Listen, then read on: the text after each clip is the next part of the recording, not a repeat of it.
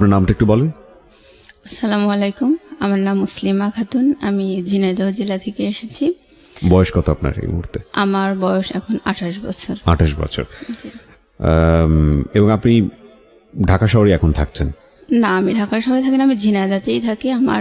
আমি চাকরি করি উপসহকারী কৃষি অফিসার, খামারবাড়িতে আমার হেড অফিস। আমার পোস্টিং ঝিনাইদহতেই। মানে আপনার ওখানেই বাড়ি এবং ওখানেই আপনি কাজকর্ম করেন? জি, মাস্টার্স পড়ি আমি ইডেন মহিলা কলেজে।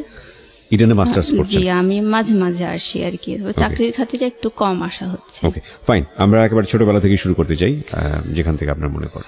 ছোটবেলা থেকেই, জন্ম থেকেই বলতে চাই, সেটা হচ্ছে আমরা 4 ভাই বোন। তো একদম প্রথমে একটা বোন হয় আমাদের, তো ও মারা যায়। যেদিন হয় সেই দিনই পরের দিন সকালে মারা যায়। তো ওই বোনটা মারা যাওয়ার প্রায় 2-2.5 বছর পর আমার বড় বোনের জন্ম। তো বড় বোন অনেক ফর্সা, সুন্দর, ও খুব আদরের। আর ওর 2.5 বছর পরে আমার জন্ম। এটা হচ্ছে 89 সাল, 25/12/89। তো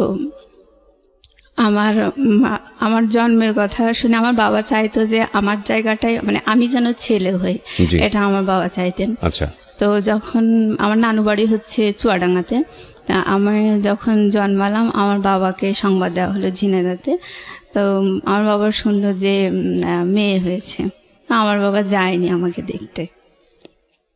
তো আমার মা ওই সময় অনেক বেশি অসুস্থ ছিল, আর ডাক্তার আমার নানুকে বলল যে আপনার মেয়ে অনেক বেশি অসুস্থ বাচ্চা হওয়ার পরে, তো উনি যদি এখন বাবুকে বুকের দুধ খাওয়ায় তাহলে উনি আরও বেশি অসুস্থ হয়ে যাবে। আমি আসলে বুকের দুধ পাইনি কখনো। আমি আমার 4 ভাই বোনের মধ্যে আসলে খুব বেশি দুর্বল।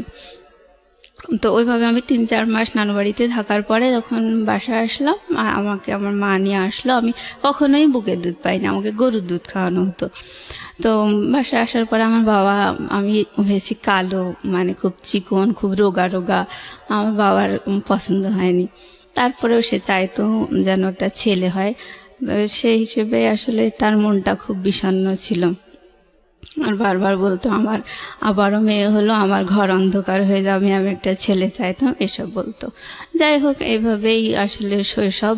আর যখন একটু বড় হয়েছি, নানু বাড়িতে আমার বড় বোনকে খুব বেশি ভালোবাসতো। তো আমার নানু মাঝে মাঝে, মানে আমাদের বাড়িতে, মানে ওই আশেপাশের মামা যারা আছে তাদেরকে মাঝে মধ্যে পাঠাতো। আমার মামাকেও পাঠাতো, যে বলতো ওকে নিয়ে আয়, ওর নাম মেহজাবিন, বড় বোন, ওকে নিয়ে আয়, ও একটু বেরিয়ে যা, ওকে অনেকদিন দেখিনি। এভাবে মামা আসতো, এসেই শুধু বলতো যে বুবু হচ্ছে মেহজাবিনকে নিতে এসেছি। তো ওকে নিয়ে যেত, আর আমি দাঁড়িয়ে দাঁড়িয়ে দেখতাম। ও আমার সামনে, ও ছোট, আমার 2.5 বছরের বড় আর কি। তো ও কাপড় চোপড় গুছাই নিয়ে আমার সামনে দিয়ে হাসতে হাসতে চলে যেত, আমি দেখতাম। আবার মাঝে মাঝে আমিও খুব শখ করে মানে যেতে চাইতাম ওর সাথে নানু বাড়িতে। তো গেলে মানে আমার নানা, খালা, মামা কেউ তেমন খুশি হতো না আমাকে, ওকে দেখে খুব খুশি হতো, কোলে নিত, আদর করতো, এরকম। আমাকে ওরকম করতো না। তারপর মানে আমরা গ্রামের দিকে থাকতাম, তো আমাদের বাসায় টেলিভিশন ছিল না। কিন্তু নানু বাড়িতে রঙিন টেলিভিশন ছিল, ডিশ লাইন ছিল। তো ওরা আমার খালামণি হচ্ছে আমার মামাতো বোনদেরকে নিয়ে, ওকে নিয়ে মানে টেলিভিশন দেখতো, কার্টুন দেখতো, হিন্দি ছবিতে নাচ গান এসব দেখতো। তো আমার মামাতো বোন টোন, ভাই, আমার বোন সবাই একসাথে নিয়ে, কিন্তু আমাকে ডাকতো না আমার ছোটো খালা। ঘরের দরজা বন্ধ করে দেখতো, আর যখন একটু জানালা খোলা থাকতো ওই জানালা দিয়ে আমি বাইরে দাঁড়িয়ে দেখতাম, মানে আমাকে ঢুকতেই দিত। আমার চেহারা দেখলে সবাই রেগে যেত, এরকম একটা অবস্থা। মানে আমার নানু বাড়িতে সবাই মানে সুন্দর চেহারার ভক্ত, এটাই আর কি। তো আমি ওরকম যখন দেখতাম, আমার খালা যখন দেখতে পেতো যে আমি এভাবে টেলিভিশন দেখছি, ও রেগে যেত, বলতো এই যা যা, এখন টিভিতে কিছু হচ্ছে না, দেখার মতো কিছু হচ্ছে না, যা। তারপরেও দেখতাম। পরে আমার খালা দেখা যাচ্ছে যে এই রিমোট দিয়ে এই চ্যানেল সেই চ্যানেল টিপি করতে করতে টেলিভিশনটা বন্ধ করে দিত, দিয়ে বেরিয়ে আসতো। তখন মামাতো বোন, আমার বোন সবাই বেরিয়ে আসতো, বাধ্য হয়ে, ওদের হাতে তো রিমোট থাকতো না।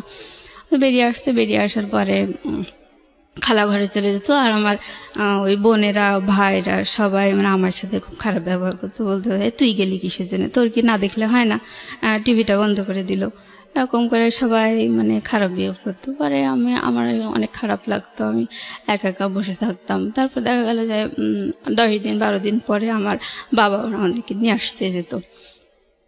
তখন আমার নানি বলতো যে থাক মেহজাবিনকে যেতে হবে না, এরকম ওকেই আটকাতো। মানে সুন্দর যে সে তাকে আটকাতো? হ্যাঁ, আমার বড় বোনকে, ওকে যেতে হবে না এরকম বলতো। তো আমাকে কেউ ওরকম বলতো না, আমি আমার বাবার সাথে চলে আসতাম বাড়িতে। মানে আমার শৈশবকালটা ঠিক এভাবেই কেটেছে। মানে আমি চেহারার কারণে আমার মাও আমার সাথে ভালো ব্যবহার করেনি। আমার মাকে দেখে আমার দুই বোন, ওরা, আমি কালো, আমার দুটো বোন সুন্দর, ওরা আমার মাকে দেখে আমারে ওরকম করে কথা বলতো, কালকুটি কালকুটি বলতো। এগুলো বলতে আসলে খারাপ লাগে। যাই হোক, আমার মার কাছে আমার মা এভাবে বলতে দেখে আমি কখনো আমার মাকে নালিশ করিনি যে আমাকে এভাবে কেন বলছে। আর বাবার কাছে নালিশ করতাম, আমার বাবা বলতো যে ওদেরকে বকা দিত, ভাই এভাবে বলিস কেন, যে মানুষ কি কালো হয় না, আর তোমাদেরই তো মনে এভাবে বলো কিসের জন্যে। কিন্তু আমার মা কখনো বলতো না। যাই হোক, এভাবে আসলে শৈশবকালটা কেটেছে। তো আমি যখন ক্লাস 8-এ পড়ি তখন আমার বোন পড়ে ক্লাস 10-এ, বড় বোনটা। ওই সময় ওর একটা বখাটে ছেলের সাথে অ্যাফেয়ার হয়। সে বাবার একটাই মাত্র ছেলে ছিল, অনেক প্রপার্টি ছিল, বাট সে মানে পড়াশোনা করতো না, এরকম একটা ছেলে। তো বাসা থেকে খুব ওকে নিষেধ করতে, টানা প্রায় 1-1.5 বছর ওরকম অ্যাফেয়ার, নানান ফোনে কথা টথা বলা, নানান ঝামেলা, বাসা থেকে খুবই নিষেধ করতো ওকে, কিন্তু ও শুনতো না। তাই হোক, অবশেষে ও মানে এসএসসি পরীক্ষা দিল হচ্ছে 2002 সালে। তখন ও 2টা সাবজেক্টে ফেল করলো, আমার বড় বোনটা। জি। আপনার বড় বোন যখন এসএসসি দিচ্ছে তখন আপনার বয়স কত? আপনি কোন ক্লাসে পড়ছেন? তখন আমি পড়ি ক্লাস 8-এ। ক্লাস 8? ওকে। মানে ও যখন এসএসসি দেয় তখন হচ্ছে আমি ক্লাস 8-এ, 9-এ কেবল উঠেছি আর কি। ওটা হচ্ছে 2002 সাল। আচ্ছা। তো ও ফেল করার পরে মানে ওইভাবে ওর বয়ফ্রেন্ডকে নিয়ে নানান অশান্তি হচ্ছিল, বাসা থেকে নিষেধ করতে পারে। আমার মা বয়ফ্রেন্ডকে নিয়ে মানে বড় অপার বয়ফ্রেন্ড আর কি, বড় বোনের অ্যাফেয়ার ছিল একটা বখাটে ছেলের সাথে। তো ওকে নিয়ে অশান্তি হচ্ছিল? ও আচ্ছা, মানে বাড়ি থেকে অশান্তি হচ্ছিল? বাড়ি থেকে খুব নিষেধ করতো, মানে ফেল করার পরে আরো বেশি অশান্তি হচ্ছিল? হ্যাঁ হ্যাঁ। তো ও বাসা থেকে যে ওড়নাটা পরে গেছে, বোরকার উপরে নেকাপ টেকআপ পরে ওড়না পরে গেছে একটা। তো আমার মা, আমার বাবা বাইরে দাঁড়িয়েছে, দেখছে যে মেয়ে ঢুকছে এরকম। তো ও ক্লাসে ঢুকে পরীক্ষা টরীক্ষা কতটুকু দিয়েছে ও জানি না। যাই হোক, ও মানে আধা ঘন্টা কি 1 ঘন্টা পরে ওয়াশরুমে যে ওপরের ওড়নাটা চেঞ্জ করে ওই সামনের দরজা মানে বারান্দা দিয়ে চলে এসছে বাবা মাকে দেখতে। ও দেখছে যে বাবা মা ওকে দেখতে পাচ্ছে, কিন্তু বাবা মা ওড়না চেঞ্জ করছে দেখো, বাবা মা তোকে চিনতে পারেনি। তারপরে একাডেমিক বিল্ডিংয়ের পিছনের গেট দিয়ে ওর বয়ফ্রেন্ডের সাথে চলে গেছে, মানে বাড়ি থেকে পালিয়ে গেল। পালিয়ে যাওয়ার পরে ওকে নিয়ে খুব টেনশন, মানে আমাদের এলাকায় ওই প্রথম মানে পালিয়ে গেল আর কি। আর মানে পরীক্ষা সেন্টার থেকে পালিয়ে যাওয়াটা মানে সব মিলিয়ে খুব বিচ্ছিরি একটা কেলেঙ্কারি অবস্থা। আর বাবা মা মানে একেবারে হতাশ। তো ও তো বিশাল একটা হার্ট করলো। তো আমার বাবা আসলে কেমন পাগলের মতো, ওর তো প্রায় 6 মাস মতো কোনো খোঁজই পাওয়া যায়নি। ও পালিয়ে যাওয়ার 4-5 দিন পরে বাসায় টেলিফোনে ফোন করছে। ফোন করে বলছে যে আব্বা রিসিভ করার পরে ও আব্বা বলছে যে মা তুমি আমাকে দেখতে আসবে না, কাঁদছে বলছে। তখন ও বলছে যে না, তোমাদেরও আমার দরকার নেই, আমারও তোমার দরকার নেই। এভাবে বলার পরে বাবা ওর লাইন কেটে দিয়ে মানে আমার ও খোঁজই নাই। এবার 5-6 মাস পরে আমার বাবা বাধ্য হয়ে কেস করলো যে আমার মেয়েকে এরকম নিয়ে গেছে, নাবালক মেয়ে, আমি পাচ্ছি না। তারপর ওরা কেস করার পরে পুলিশের যে নানান হ্যারাসমেন্ট এগুলো ওরা শিকার হলো, এগুলো পরে ওদেরকে পাওয়া গেল, ওরা আসলো আর কি। তখন আমার বাবা মেনে নিল, ওকে মেনে নিল। হ্যাঁ, মানে জামাই সহ মেনে নিল। হ্যাঁ, জামাই সহ মেনে নিল। তো যখন ওকে মেনে নিল, ও বাসায় আসলো, তখন ও 4 মাসের প্রেগনেন্ট। তখন ওর বেবি হলো 2004 সালে, আর ওকে ক্লাস 9-এ ভর্তি করে দেওয়া হলো 2005 সালে। ওই টিচারদেরকে বলে যে যাই হোক ভুল টুল করেছে, আপনারা আবার একটু শুরু করার ব্যবস্থা করেন। তো ওকে 9-এ ভর্তি করে দিল। ওর বেবিটা তখন বসতে শিখেছে। আর ওই 2005 সালে আমি এসএসসি ক্যান্ডিডেট। তো আমি ওর বাবুটাকে রাখি, পড়াশুনো করে, আমার তো আর স্কুল নেই। ও যেত স্কুলে আর পড়াশোনা করতো। যাই হোক, এইভাবেই ও এসএসসি পাশ করলো। তারপর এসএসসি পাশ করার পর ওর হাজব্যান্ড বিদেশে গেল, আমার বাবাই খরচা করে বিদেশে পাঠায়। মানে ওদের সাথে আসলে আত্মীয়তা হয় না, কিন্তু তারপরেও মেনে নিয়েছে, কি করা যাবে। এই ফাঁকে 2 বছর ছিল ওর হাজব্যান্ড বিদেশে, ও এই ফাঁকে ইন্টারমিডিয়েটটা পাশ করলো। আচ্ছা। পাশ করার পরে ইডেন মহিলা কলেজে অ্যাডমিশন দিল। ও হচ্ছে ইকোনমিক্সে চান্স পেল। চান্স পাওয়ার পরে ও যখন মানে স্কুলে থাকতে প্রাইভেট পড়তো, তখন ওর সাথে আরও কয়েকটা ওর ফ্রেন্ডও প্রাইভেট পড়তো। আমরা সবাই গার্লস স্কুলে পড়ছি, বাট বয়েজ স্কুলটা পাশেই ছিল। বয়েজ স্কুলের কিছু ফ্রেন্ড ওর সাথে প্রাইভেট পড়তো। ওখানে একটা ছেলে, ওরই ক্লাসমেট, ওকে খুব পছন্দ করতো ওই সময়, যখন ওরা হাজব্যান্ডের সাথে ওর অ্যাফেয়ার ছিল। তো ও ইডেনে চান্স পাওয়ার পরে ওই ভাইয়াটা বললো যে দেখ, সেই সময় আমি তোকে খুব পছন্দ করতাম, তোকে এখনও আমি পছন্দ করি। এটা বলার পরে ও দেখলো যে না, আসলে ও একটু বল পেলো। হ্যাঁ, আর ইডেন কলেজে চান্স পাওয়ার পরে ও দেখলো তো এটা একটা অন্যরকম জগৎ। ও একদম গ্রাম লেভেলে বিয়ে করছিল, মানে তখন আর ওর ফ্রেন্ডটা এরকম বললো যে আমি তোকে এখনও পছন্দ করি। তখন ও একটু মানে ভরসা পেল। তারপর ওর হাজব্যান্ডকে ডিভোর্স দিয়ে দিল। দেওয়ার পরে মানে ওই ভাইয়াটার সাথে ওর রিলেশন শুরু। এই পর্যন্ত আমি ওর গল্পটা থামাতে যাচ্ছি, তারপর আমি আমার গল্প বলছি। আমি 2005 সালে এসএসসি পাশ করার পরে আমার বাবা আমাকে খুলনাতে কৃষি ডিপ্লোমা ভর্তি করে দিল। জি। তো আমি আমার বোন যখন পালিয়ে গিয়ে বিয়ে করছিল, তখনই আমি মানে বাবা মায়ের এরকম মানসিক অবস্থা দেখে খুব চারিদিকে মান সম্মানের একটা বিচ্ছিরি হ্যারাস, এই কারণে আমি মানে খুব ডিটারমাইন্ড হয়েছিলাম ওই সময় যে আমি কখনো পালিয়ে গিয়ে বিয়ে করব না, প্রেম করব না। এই আমার বাবা মাই আমাকে আশীর্বাদ করে ভালো ছেলে দেখে বিয়ে দেবে, এরকম একটা ইচ্ছে ছিল। তো আমি যখন ডিপ্লোমা সেকেন্ড ইয়ারে পড়ি, তখন আমার বাবা আমাকে একটা বিয়ে ঠিক করেছিল। সেই ছেলেটা ঢাকাতেই ছিল, সেটা মিডিয়াতে এটিএনে মানে আর কি চাকরি করতো, প্লাস দু একটা ওই নাটক নির্মাণ করতে, এরকম একটা। তো সেই ছেলেটা আমাকে দেখে পছন্দ করছিল, বাট তার পরিবার আমাকে পছন্দ করেনি। এই তো এখানে আর হলো না। আমার মায়ের একটা স্বভাব আমি বলতে চাই যে উনি খুব আগাম গল্প করা পছন্দ করে, আগে আগে গল্প করে, আর সে কখনো নিজের দোষগুলো ধরে না। আর যখন মানে আমি জাস্ট বলছি, এগুলো আমার নিন্দা বলছি না, আমি সারা জীবন এরকমই দেখে আসছি। তো কখনো নিজের দোষ ধরে না। ইভেন যদি তার নিজের দোষ ধরা হয়, তখন সে এতটাই আগুন হয়ে যায় যে মানে উল্টা সে আরো বদনাম দেয়, মানে মিথ্যা একটা বদনাম দিয়ে থামানোর চেষ্টা করবে, এইভাবে এরকম। আর আমার বাবা হচ্ছে কি, উনি খুব কেয়ারলেস সংসারের প্রতি। সে বাইরে মানে অন্যদের কাছে সে উদার হওয়া পছন্দ করে, সম্মানিত হওয়া পছন্দ করে, বাট সে পরিবারের প্রতি খুব কেয়ারলেস, এরকম। তো আমার বাবা যখন আমার ওই বিয়েটা ঠিক করলো, তখন আমাকে থার্ড ইয়ারে আমি পড়ি, প্রায় থার্ড ইয়ারেই উঠেছি ওই সময়। তো আমার বাবা আমাকে টাকা দিয়ে আসতে গেছে, হোস্টেল খরচ দিয়ে আসার সময় আমার বাবা বলছে যে তোমার থার্ড ইয়ার মানে 6th সেমিস্টারে উঠবো আমি ওই সময়। আমার বাবা বলছে তোমার 6th সেমিস্টারে ওঠার আগ দিয়ে যদি বিয়ে হয়ে যেত তাহলে খুব ভালো হতো। আমি বলছি কেন? বলছে যে তাহলে টাকাটা ওই তারেক দিত, মানে আমার যে ছেলের সাথে বিয়ে ঠিক হয়েছে ওই ছেলেটার নাম হচ্ছে তারেক। এখন বলছে তাহলে ও তোমার ভর্তি খরচটাও তারেক দিত। মানে আমার বাবা সবসময় চাই যে অন্যরা কষ্ট করুক, যাই করুক, কোনোভাবে কাজটা কমপ্লিট হয়ে যাক, আমি ঝামেলামুক্ত হয়ে যাই, এরকম একটা মেন্টালিটি। মানে বদনাম না, আমরা সব ভাই বোনই এরকমই দেখে আসছি। তো যাই হোক, বড় বোনকে বেশি ভালোবাসতো, ওর প্রতি একটু যাই হোক। আচ্ছা, আমি এখন বলছি যে আমি আমার বাবাকে বললাম যে তুমি তাহলে ওই কথা কেন বলছো, সেমিস্টার ফি অনলি 2500 টাকা, আর তুমি বিয়ের অ্যারেঞ্জ তো অনেক বেশি হয়, তো তুমি এই কথা কেন বলছো, 2500 টাকা তুমি দিতে পারবে না, এটাই কি? আমার বাবা কোনো কথা বললো না, আমাকে টাকা দিয়ে বাসায় চলে গেল। তো আমার যখন বিয়েটা ঠিক হয়েছে, অলরেডি আমার সাথে তার দেখা হয়নি, কিন্তু আমার বোন, আমার ভাই তাকে দেখে এসছে। মানে ছেলেটা আমার জীবনে একটা ইয়াং ছেলে চেহারা, এত মানে একটা হাড্ডি সার, হ্যাঁ, আর চুলগুলা বড় বড় এরকম, মানে আমি একেবারে চুজেবল না, তো বয়সও অনেক। যাই হোক, তারপরে আমি সবসময় বলতাম যে না, আমি কখনো, বাবা মা আমাকে আশীর্বাদ করে দেবে, সেই হিসেবে আমারও মানে ওদের বর্ণনা শুনে আমার পছন্দ হয়নি, তারপরে আমি মেনে নিয়েছিলাম। তো যাই হোক, আমার মা মানে আমার সাথে দেখা সাক্ষাৎ, আমার ওই পাত্রটার সাথে দেখা সাক্ষাৎ হওয়ার আগেই আমার মা আমাদের পাড়া প্রতিবেশী, আত্মীয় স্বজন সবার কাছে বলে বেরিয়েছে মেয়েকে মিডিয়ার একটা ডিরেক্টরের সাথে বিয়ে দিচ্ছি। এইভাবে বিশাল গল্প করে, মানে আমি কলেজেই আসি, আমি কিছুই জানি না।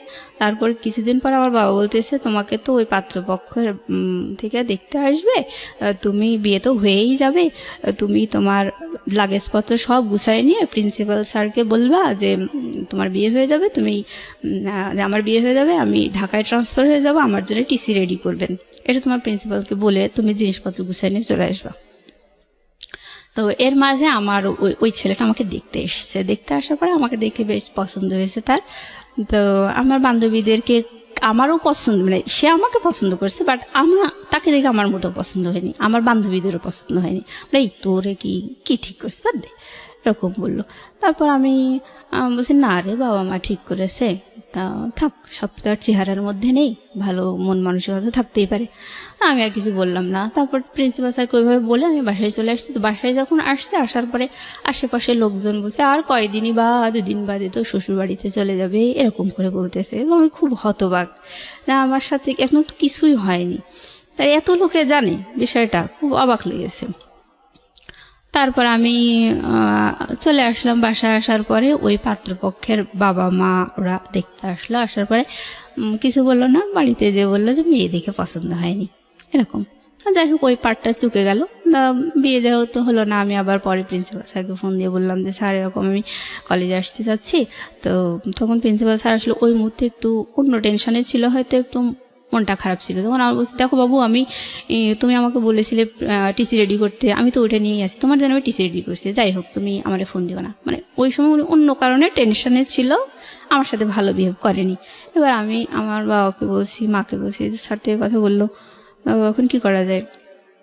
তখন আমার মা আমার বাবা দুজন মিলে আমাকে ওই লাগেজপত্র সব নিয়ে আবার আমাকে কলেজে রেখে আসলো এবং প্রিন্সিপাল স্যারকে সব ঘটনা খুলে বললো, মানে মিথ্যা বললো যে ওরা প্রাইভেট কার দাবি করেছে দেখে আমি মেয়েকে দেইনি, আমার চেহারা দেখে পছন্দ হয়নি, এটা বলে নাই আর কি।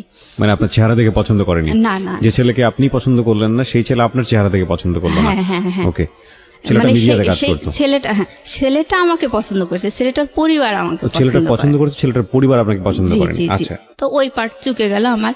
তো আমি ফাইনাল ইয়ারে যখন, তখন আমার বাবা আরো একটা বিয়ে ঠিক করলো। তো ওই ছেলেটা ছিল এসএসসি পাস করে মানে প্রাইভেট পলিটেকনিক থেকে ডিপ্লোমা একটা সেমিস্টার পড়ে বাদ দিয়ে দিয়েছে পড়াশোনা, এরকম একটা ছেলের সাথে। তবে সেই ছেলেটা খুবই সুদর্শন, মানে গল্প শোনা আর কি, আমি দেখিনি।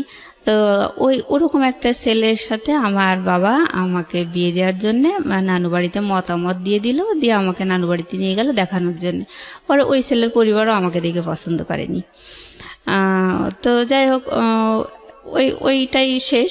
তারপর আমি ডিপ্লোমা শেষ করে আমি বাসায় চলে এসেছি, চাকরির জন্য পড়াশোনা করতেছি এরকম। এই যে আপনাকে দেখে দেখে পছন্দ করতো না, আপনার ভিতরে ফিলিংটা কি হতো? মানে খারাপ লাগতো না? মানে কনফিডেন্স কমে যেত না? খারাপ লাগতো বলতে কি, মানে আমি সব সময় চাইতাম আমার বাবা আমাকে অবশ্যই একটা ভালো শিক্ষিত একটা চাকরিজীবী ছেলে দেখেই বিয়ে দেবে। মানে আমার বড় বোন যেমন একটা বখাটে ছেলের সাথে বিয়ে করেছে, ওরকম মানে বাবা মায়ের রুচিতে সাধারণত এরকমই হয়, ভালো ছেলে দেখেই তো বাবা মা বিয়ে দেয়। তো আমি যখন ডিপ্লোমা পড়তাম তখন কিন্তু আমি আমার ক্লাসমেট প্লাস আমার মানে আমার সিনিয়র যারা বড় ভাইটাই ছিল, মানে ওরকম সব মিলে আমি যদি প্রেম করতাম, আমার চেহারা দেখে আমি 30টারও বেশি প্রেম করতে পারতাম। মানে এরকম এতগুলো আমি প্রপোজাল পেয়েছি। বাট আমার সবসময় মানে ভালো লাগা ছিল সেটা হচ্ছে যে আমি কখনো আমার সম কোয়ালিটির ছেলে বিয়ে করব না, এটা একটা কথা। আর একটা হচ্ছে আমার বাবা মা দেবে এবং আমাকে ভালো শিক্ষিত এবং চাকরিজীবী ছেলে দেখে বিয়ে দেবে, যাতে সমাজে আর 10 জন বলে যে না জামাইটা ভালো হয়েছে, ওই আগের মতো ওরকম 3rd গ্রেডেড হয়নি, এরকম একটা আমার শখ ছিল। তো যাই হোক, আমার বাবা মা কিন্তু খুব লো কোয়ালিটির ছেলে দেখেই কিন্তু 2বার আমার বিয়ে ঠিক করেছে। একটা এসএসসি পাস আর একটা হচ্ছে ওই যে প্রডিউসার ছিল, উনি কিন্তু ওনার অনেক এজ ছিল, ওনার যে কোয়ালিফিকেশন কি, কখন কত সালে এসএসসি পাস, এগুলো সে কিছুই বলতো না, মানে বয়সটা ধরা পড়ে যাবে দেখে। তো যাই হোক, ওনারটা জানা যায়নি। এই পার্টগুলো চুকে গেল। তো আমি ডিপ্লোমা শেষ করে বাসায় এসে মানে ওই সময় যখন পড়তাম আর কি ডিপ্লোমা, তখন ফাইনাল ইয়ারের দিকে এসে আমার বেশ কয়েকটা বান্ধবীর বিয়ে হয়। তো ওরা অ্যারেঞ্জ ম্যারেজ, সব বাবা মাই দিয়েছে ওদের। তো ওদের হাজব্যান্ডরা মানে শিক্ষিত ছিল, সবাই অনার্স মাস্টার্স পাস, ইভেন তারা ভালো প্রাইভেট ফার্মে জব করতো এরকম। তা আমার দেখে ভালোই লাগতো। তা আমি তখন ভাবতাম যে আমার বাবা মায়ের উপর আমি এতটা ডিপেন্ড করি, আর আমার জন্য কোন কোয়ালিটির ছেলে ঠিক করেছে। যদিও তারা আমাকে দেখে পছন্দ করেনি, তা আমাকে দেখে পছন্দ করেনি দেখেই মানে আমি রেহাই পেয়েছি। হ্যাঁ, মানে আমার বাবা মা কখনো আমাকে জিজ্ঞাসা করেনি যে তোমার কেমন ছেলে পছন্দ বা এই দুটো ঠিক করেছি, এগুলো তোমার ভালো লেগেছে না, এগুলো আমাকে কখনো জিজ্ঞেস করেনি। তো আমার এরকম একটা খুব মনক্ষুণ্ণ ছিলাম আমি যে কেমন একটা ছেলে দেখলাম, আমার বান্ধবীদেরও তো বিয়ে হলো। তো এরকম নিয়ে আমার খুব মনটা খারাপ ছিল। ওইভাবে আমি বাসায় পড়াশোনা করি। আর আমার স্বভাবটা হচ্ছে আমি কখনো বেশি কথা বলি না, চুপচাপ থাকতে আমার ভালো লাগে। আর আমার ছোট বোনটা কিন্তু অনেক চালাক, ওকে একটা অন্যায় কথা বললে ও দেন মানে ওটা একদম মানে রিয়েল অ্যান্সার যা হওয়া উচিত সেটা দিয়ে দেয়। আর আমার বড় বোন কিন্তু একটু বেশিই চালাক, ওকে যদি একটা অন্যায় কথা বলা হয় ও ওই অন্যায় কথাটা যে ওটা যে আসলে অন্যায় কথা এটা পেটের থেকে বের করার জন্য ও আর একটা পাল্টা অন্যায় কথা বলে দেবে, দেওয়ার পরে ও সত্যিটা যাচাই হয়ে যাবে ও এরকম। আর আমি হচ্ছে অন্যায় কথা শুনে চুপ করে বোকার মতো হা করে থাকি, মানে কোনো প্রতিবাদ করতে পারি না, মানে কি যে অ্যান্সার হবে সেটাই আমার মাথায় ঢোকে না। পরে দেখা যায় যে ওটা নিয়ে আমি 3 দিন 4 দিন ধরে চিন্তা ভাবনা করছি কেন এটা বললো, এটার অ্যান্সার কি হতে পারে। পরে দেখা যায় যে আর উত্তর দেওয়ার সময় থাকে না, এরকম স্বভাবের হচ্ছে আমি। তো যাই হোক, আমি বাসায় মাঝে মাঝে বান্ধবীদের কথা মনে পড়ে। তো আমার বাবা মায়ের এরকম পাত্র ঠিক করা দেখে খুব খারাপ লাগে। তো আমি বাসায় এসে চাকরি বাকরির জন্য পড়াশোনা করছি। আমার বোন কিন্তু ইডেনে চান্স পেয়েছে 2010 সালে। আমিও ডিপ্লোমা শেষ করে আমার রেজাল্ট বেরিয়েছে 2010 সালে। এটা আমার রেজাল্টে মানে 1 সপ্তাহ তফাৎ আর কি। তো ওই ইডেনে চান্স পেয়েছে, ও খুব আনন্দে আছে। আমিও মানে আমার ডিপ্লোমাতে আমি ফার্স্ট ক্লাস পেয়েছি, আমিও খুব আনন্দে আছি। কারণ বাবা মায়ের সিদ্ধান্ত হচ্ছে যে আমার মেয়েকে যেহেতু দেখে 2 পাত্র পছন্দ করেনি, আমি চাকরি বাকরির ব্যবস্থা করব, চাকরি দেবো, তারপরে মেয়েকে বিয়ে দেবো। তখন মানে এটা আমার বাবা মায়ের সিদ্ধান্ত। আপনাকে চাকরি দিবেন নাকি জামাইকে? না, আমাকে। জামাই তো নাই তখন, তো কোনো জামাই মানে এরকম হয় না ছেলে বেকার তাকে বিয়ে দিয়ে দিল এবং চাকরি দিয়ে দিল? না ওরকম না, আমাকে এস্টাবলিশড করবে এরকম, মানে আমাকে দেখে তো পছন্দ করে না এই জন্য আমাকে এস্টাবলিশ করতে চাইতো। তো আমি সেই আশা নিয়ে পড়াশোনা করছি। তো ওই সময় আমাদের বাসার পাশে একটা ভাইয়া ভাড়া থাকতো, উনি এনজিওতে চাকরি করতো আর হচ্ছে একটা ন্যাশনাল ইউনিভার্সিটিতে পড়তো, অনার্স কমপ্লিট করে মাস্টার্স সে পড়তো প্লাস চাকরি করতো। আর আশেপাশে মানে সে টিউশনিও করতো, সে আমাদের এলাকার ছেলে না, বাইরের। তো যাই হোক, ওই ভাইয়াটার সাথে আমাদের খুব ভালো, আমাদের পারিবারিক মানে প্রাইভেট পড়াতে তো খুব ট্যালেন্ট ছেলে ছিল। আমার মাই বলেছিল যে আমার মেয়ে এরকম চাকরির পরীক্ষা দেবে, ওর জন্য একটু পড়াশোনার ব্যবস্থা। উনিও আবার বিভিন্ন চাকরির পরীক্ষা দিত। তো বিভিন্ন ছেলেদেরকে ওরকম প্রাইভেট পড়াতেন। তা আমার মাও শুনলো, শোনার পরে ওনাকে বললো যে বাবা আমার মেয়ে তো এরকম ডিপ্লোমা কমপ্লিট করে বাসায় এসছে, ও তো চাকরির পরীক্ষা দেবে, তুমি যদি বাবা একটু পড়াই দিতে তাহলে ভালো হতো। চাকরির পরীক্ষায় কী কী আসবে কি না আসবে ও তো কিছু জানে না।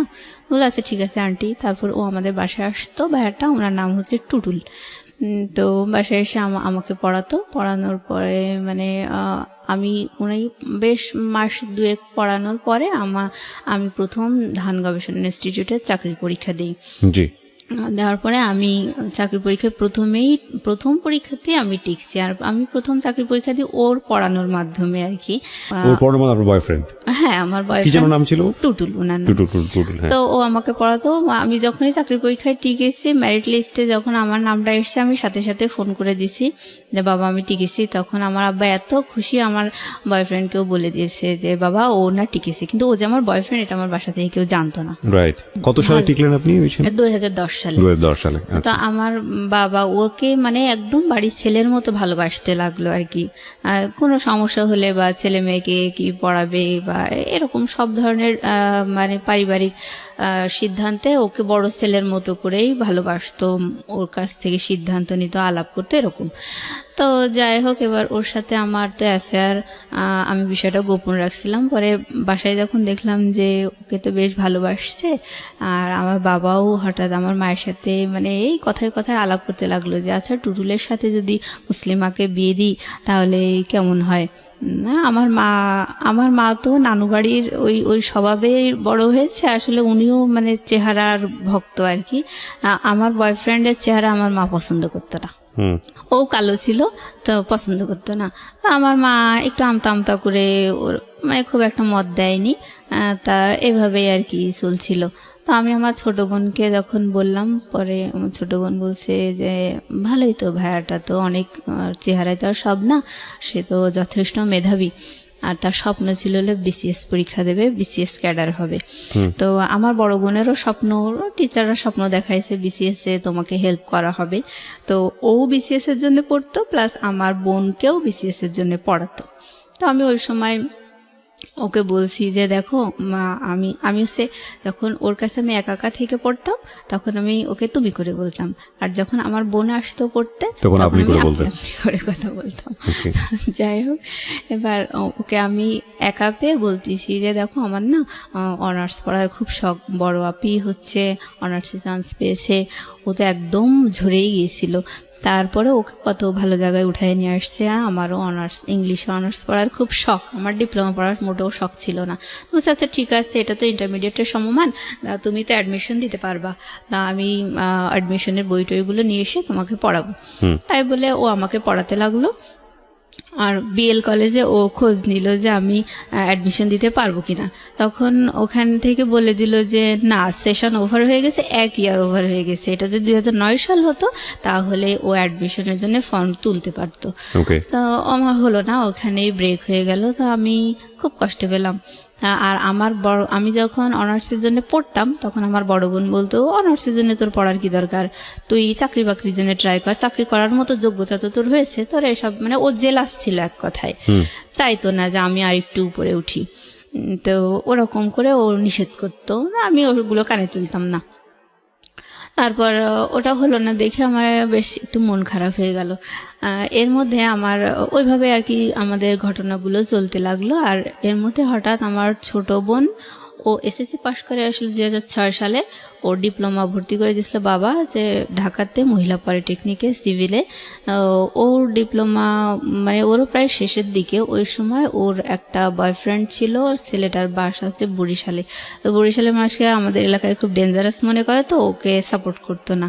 তো ও আবার ওর ওই বয়ফ্রেন্ডের সাথে একটু বেড়াতে গিয়েছিল কোথায় জানি, যাই হোক। তো ওর ফোনটা ছিল অফ, যার কারণে আমার বাবা একটু টেনশন করলো যে কেন ওর ফোনটা অফ, বেশ মানে হাফ বেলা অফ পেয়েছে। আপনার ছোট বোনের? আমার ছোট বোন। কি নাম ছিল? ওর নাম তাসফিয়া। আর ওর বয়ফ্রেন্ডের নাম আমার মনে নেই।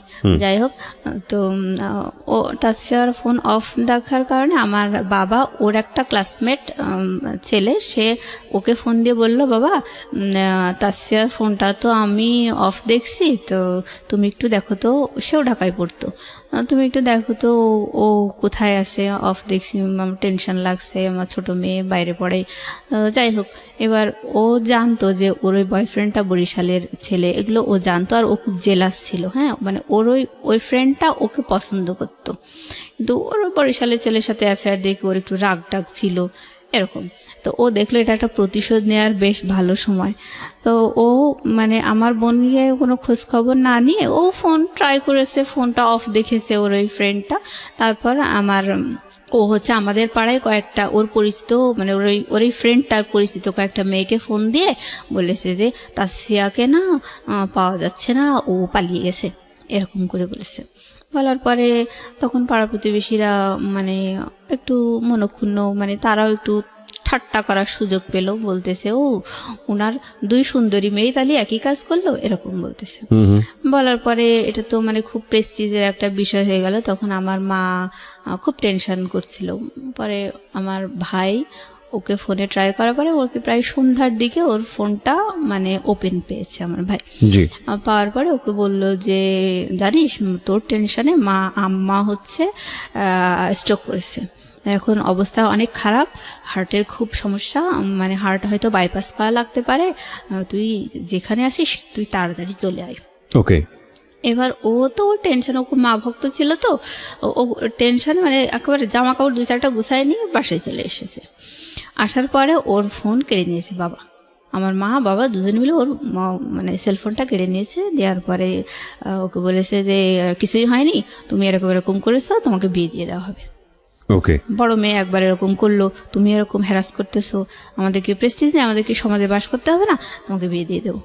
তারপর ও তো মানে হতভম্ব হয়ে গেল, কি শুনলাম আর কি শুনছি এখন বাসায় এসে। তো যাই হোক, ওর ওরকম মানে যখন ওর ফোনটা কেড়ে নিল, তাই হোক ওর জন্য ছেলে টেলে দেখা হচ্ছে। তো আমাদের দুঃসম্পর্কের এক আত্মীয়র মধ্যে এক ঘটক ধরা হলো, উনি আমাদের ফুপ্পা হয়। তো ওই ফুপ্পা একটা মানে ওই ফুপ্পা আর ওনার ভাইরা ভাই, মানে 2 ফুপ্পা আর কি। তো ছোট ফুপ্পাটা একটা ভালো পাত্র নিয়ে আসলো, সেই ছেলে হচ্ছে ঢাকা ইউনিভার্সিটি থেকে অনার্স মাস্টার্স করা, মনে হয় ম্যানেজমেন্ট নাকি, সাবজেক্টটা মনে নেই। উনি অগ্রণী ব্যাংকের সিনিয়র অফিসার ছিলেন ভাইয়াটা, প্লাস বিসিএস এর ভাইবা দেবে এরকম একটা পর্যায়ে ছিল।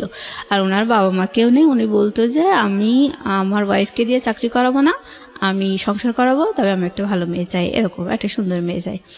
তো যাই হোক, ওদের ঘর বাড়ি ভালো ছিল না। ওনার ভাই ওনাকে পড়াতো, পাত্রের ভাই আর কি। তো ওনার বড় ভাই এসে আমার বোনকে দেখে গেল, খুব পছন্দ হলো। তো ওই আমার ওই 2 ফুপ্পার মধ্যে যে বড় ফুপ্পা, সেই হচ্ছে আসল ঘটক।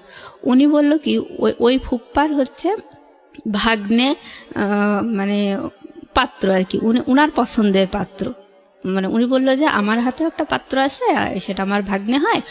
তো সে হচ্ছে সিভিল ইঞ্জিনিয়ার, তো সেও ডিপ্লোমা ইঞ্জিনিয়ার, কিন্তু আপনার মেয়ে তো ডিপ্লোমা ইঞ্জিনিয়ার, তার তো একটা বিএসসি ইঞ্জিনিয়ার দেওয়া উচিত, এবং সেও তো ওরকমই চায়।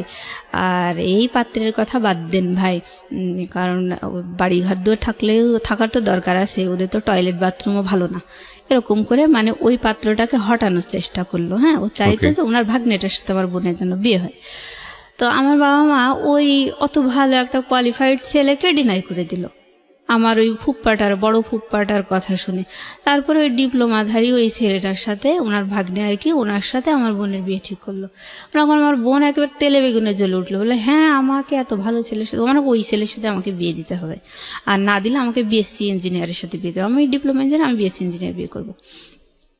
তখন আর ও বারবার আমার মাকে রিকোয়েস্ট করতো, না বিয়ে দিয়েন না, আমি যাই হোক এসব আর কিছু করবো না, আমার খুব শখ, আমি চাকরি বাকরি করবো, এরকম বলার পরে আমার মা ওকে বকাঝকা দিয়ে, হ্যাঁ তুই আমার প্রেস্টিজের উপর উঠেছিস, তোকে বিয়ে দিয়ে দেবো, তোকে বিশ্বাস করা যায় না, এভাবে বললো। বলার পরে ওকে মেরে ধরে আর কি এক কথায় বিয়ে দিয়ে বললো, আমি যে ছেলের সাথে পালিয়ে গেছি তার সাথে না দিয়ে অন্য কারোর সাথে দিচ্ছেন কেন, এভাবে যখন বললো, আমার মা তখন ওকে 2-4টা থাপ্পড় দিল। দেওয়ার পরে বললো, এই তুই গেছিলি কিসের জন্য, পালিয়ে গেছিলি কিসের জন্য, এভাবে বললো। বলার পরে ওর মারধর খেয়ে বিয়েতে রাজি হয়ে গেছে আর কি। তারপর ওটা ওই পর্যায়ে আছে যে ওর বিয়েতে ও রাজি হয়ে গেছে। এইবার আমার বড় বোন, ওরটা তো বললাম যে ও বাবা মায়ের মান সম্মান হানি করছে, তারপরেও ওকে এভাবে নিয়ে আসা হয়েছে, ওকে এস্টাবলিশ করার চেষ্টা করা হয়েছে। আমার ওই বড় বোন আমার বাবা মাকে বুদ্ধি দিল যে দেখো, মুসলিমার চেহারা তো এর আগে 2 পাত্র দেখে কেউ পছন্দ করেনি, তা এখন যদি তাসফিয়ার বিয়ে দিয়ে দাও, তাহলে ওকে বিয়ে দেওয়া কিন্তু অনেক টাফ হয়ে যাবে, কারণ ওরে দেখে তো কেউ পছন্দ করে না। তখন সবাই ভাববে যে এর কোনো সমস্যা আছে, ছোট বোন সুন্দরী, ছোট বোনটার বিয়ে হয়ে গেছে, এর মধ্যে কোনো ঝামেলা আছে, এবং বিয়ে দিতে পারবা না। ওকে, এটা আমার বাবা মাকে বুদ্ধি দিয়ে ওয়াশ করলো, মাথা ওয়াশ করলো।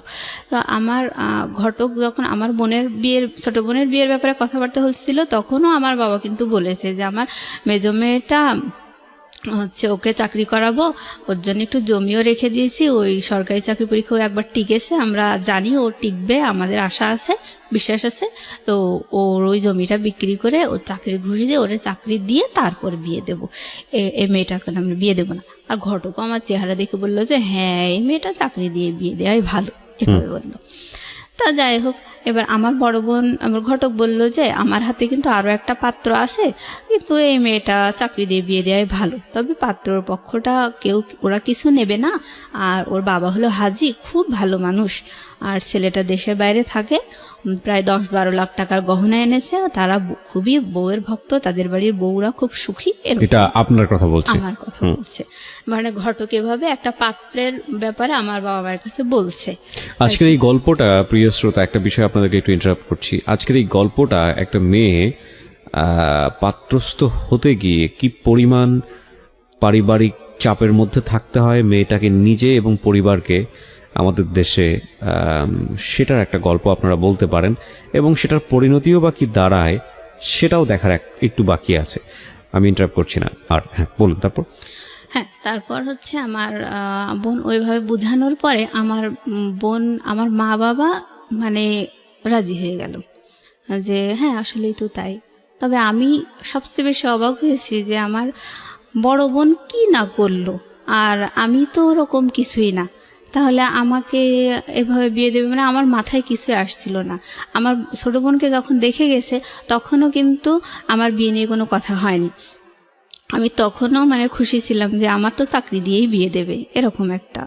তো আমি অনেক খুশি ছিলাম। তো আমার বড় বোন যখন ওরকম করে বললো, বলার পর আমার বাবা মা রাজি হয়ে গেল। তো আমি বলছি না, তোমরা তো আমাকে চাকরি করাবা তারপরে বিয়ে দেবা, এখন এসব কী ধরনের কথাবার্তা। তা আমি বলছি এমনি তো আমার দেখে কেউ পছন্দ করে না, এসব বাদ দাও। তখন আমার মা বলছে পছন্দ করে না দেখে কি কেউ কি পছন্দ করবে না, কখনোই পছন্দ করবে, এটা কোনো কথা হলো? আর থাক বাবা, আমি তোমারে দোয়া করে দেবো, এরকম করে আমার মাথায় হাত দিয়ে বলতেছে আমার মা। তা আমি বলছি না, দরকার নেই, ও দোয়া করার দরকার নেই। আমার মানে খুব রাগ হয়ে গেছে। আর আমার হচ্ছে বয়ফ্রেন্ড ছিল, তো ও মানে ওর প্রতি আমি একটু ইন্টারেস্টেড ছিলাম, এই আর কি। মানে ওইটার কারণে আমি চাইতাম যেন বিয়েটা না হয়। আর এই আমার জন্য যে ছেলেটা ঠিক করেছিল সেই ছেলে ইন্টারমিডিয়েট পাস, আর দেশের বাইরে থাকতো, থাইল্যান্ডে। তো ওইখানে সেই ওই শ্রমিক ভিসায় যাওয়া আর কি, হাতুড়ি পিটানো, এই কোয়ালিটির একটা ছেলে, টাকা পয়সা আছে এই। তা আমার তো সবসময় আমার চাওয়াই ছিল শিক্ষিত চাকরিজীবী একটা ছেলে এরকম, আর আমিও চাকরি করব, এ ধরনের একটা ভালো লাগা, মানে একটা আমার বাবা মা তোমার সেই আশাটা দিয়েছে, সেই হিসেবে আমি মানে নিজেকে তৈরি করে রেখেছিলাম। তো আমার যখন বাবা মায়ের ওই কথাগুলো শুনে আমার অনেক কষ্ট লাগলো, আর আমি প্রতিবাদ করতে লাগলাম যে না, আমি কখনো এই বিয়ে করব না। করার পর আমার বয়ফ্রেন্ডকে আমি বললাম দেখো আমার না এরকম করে বিয়ে ঠিক করেছে, আমারও বিয়ে ঠিক করেছে।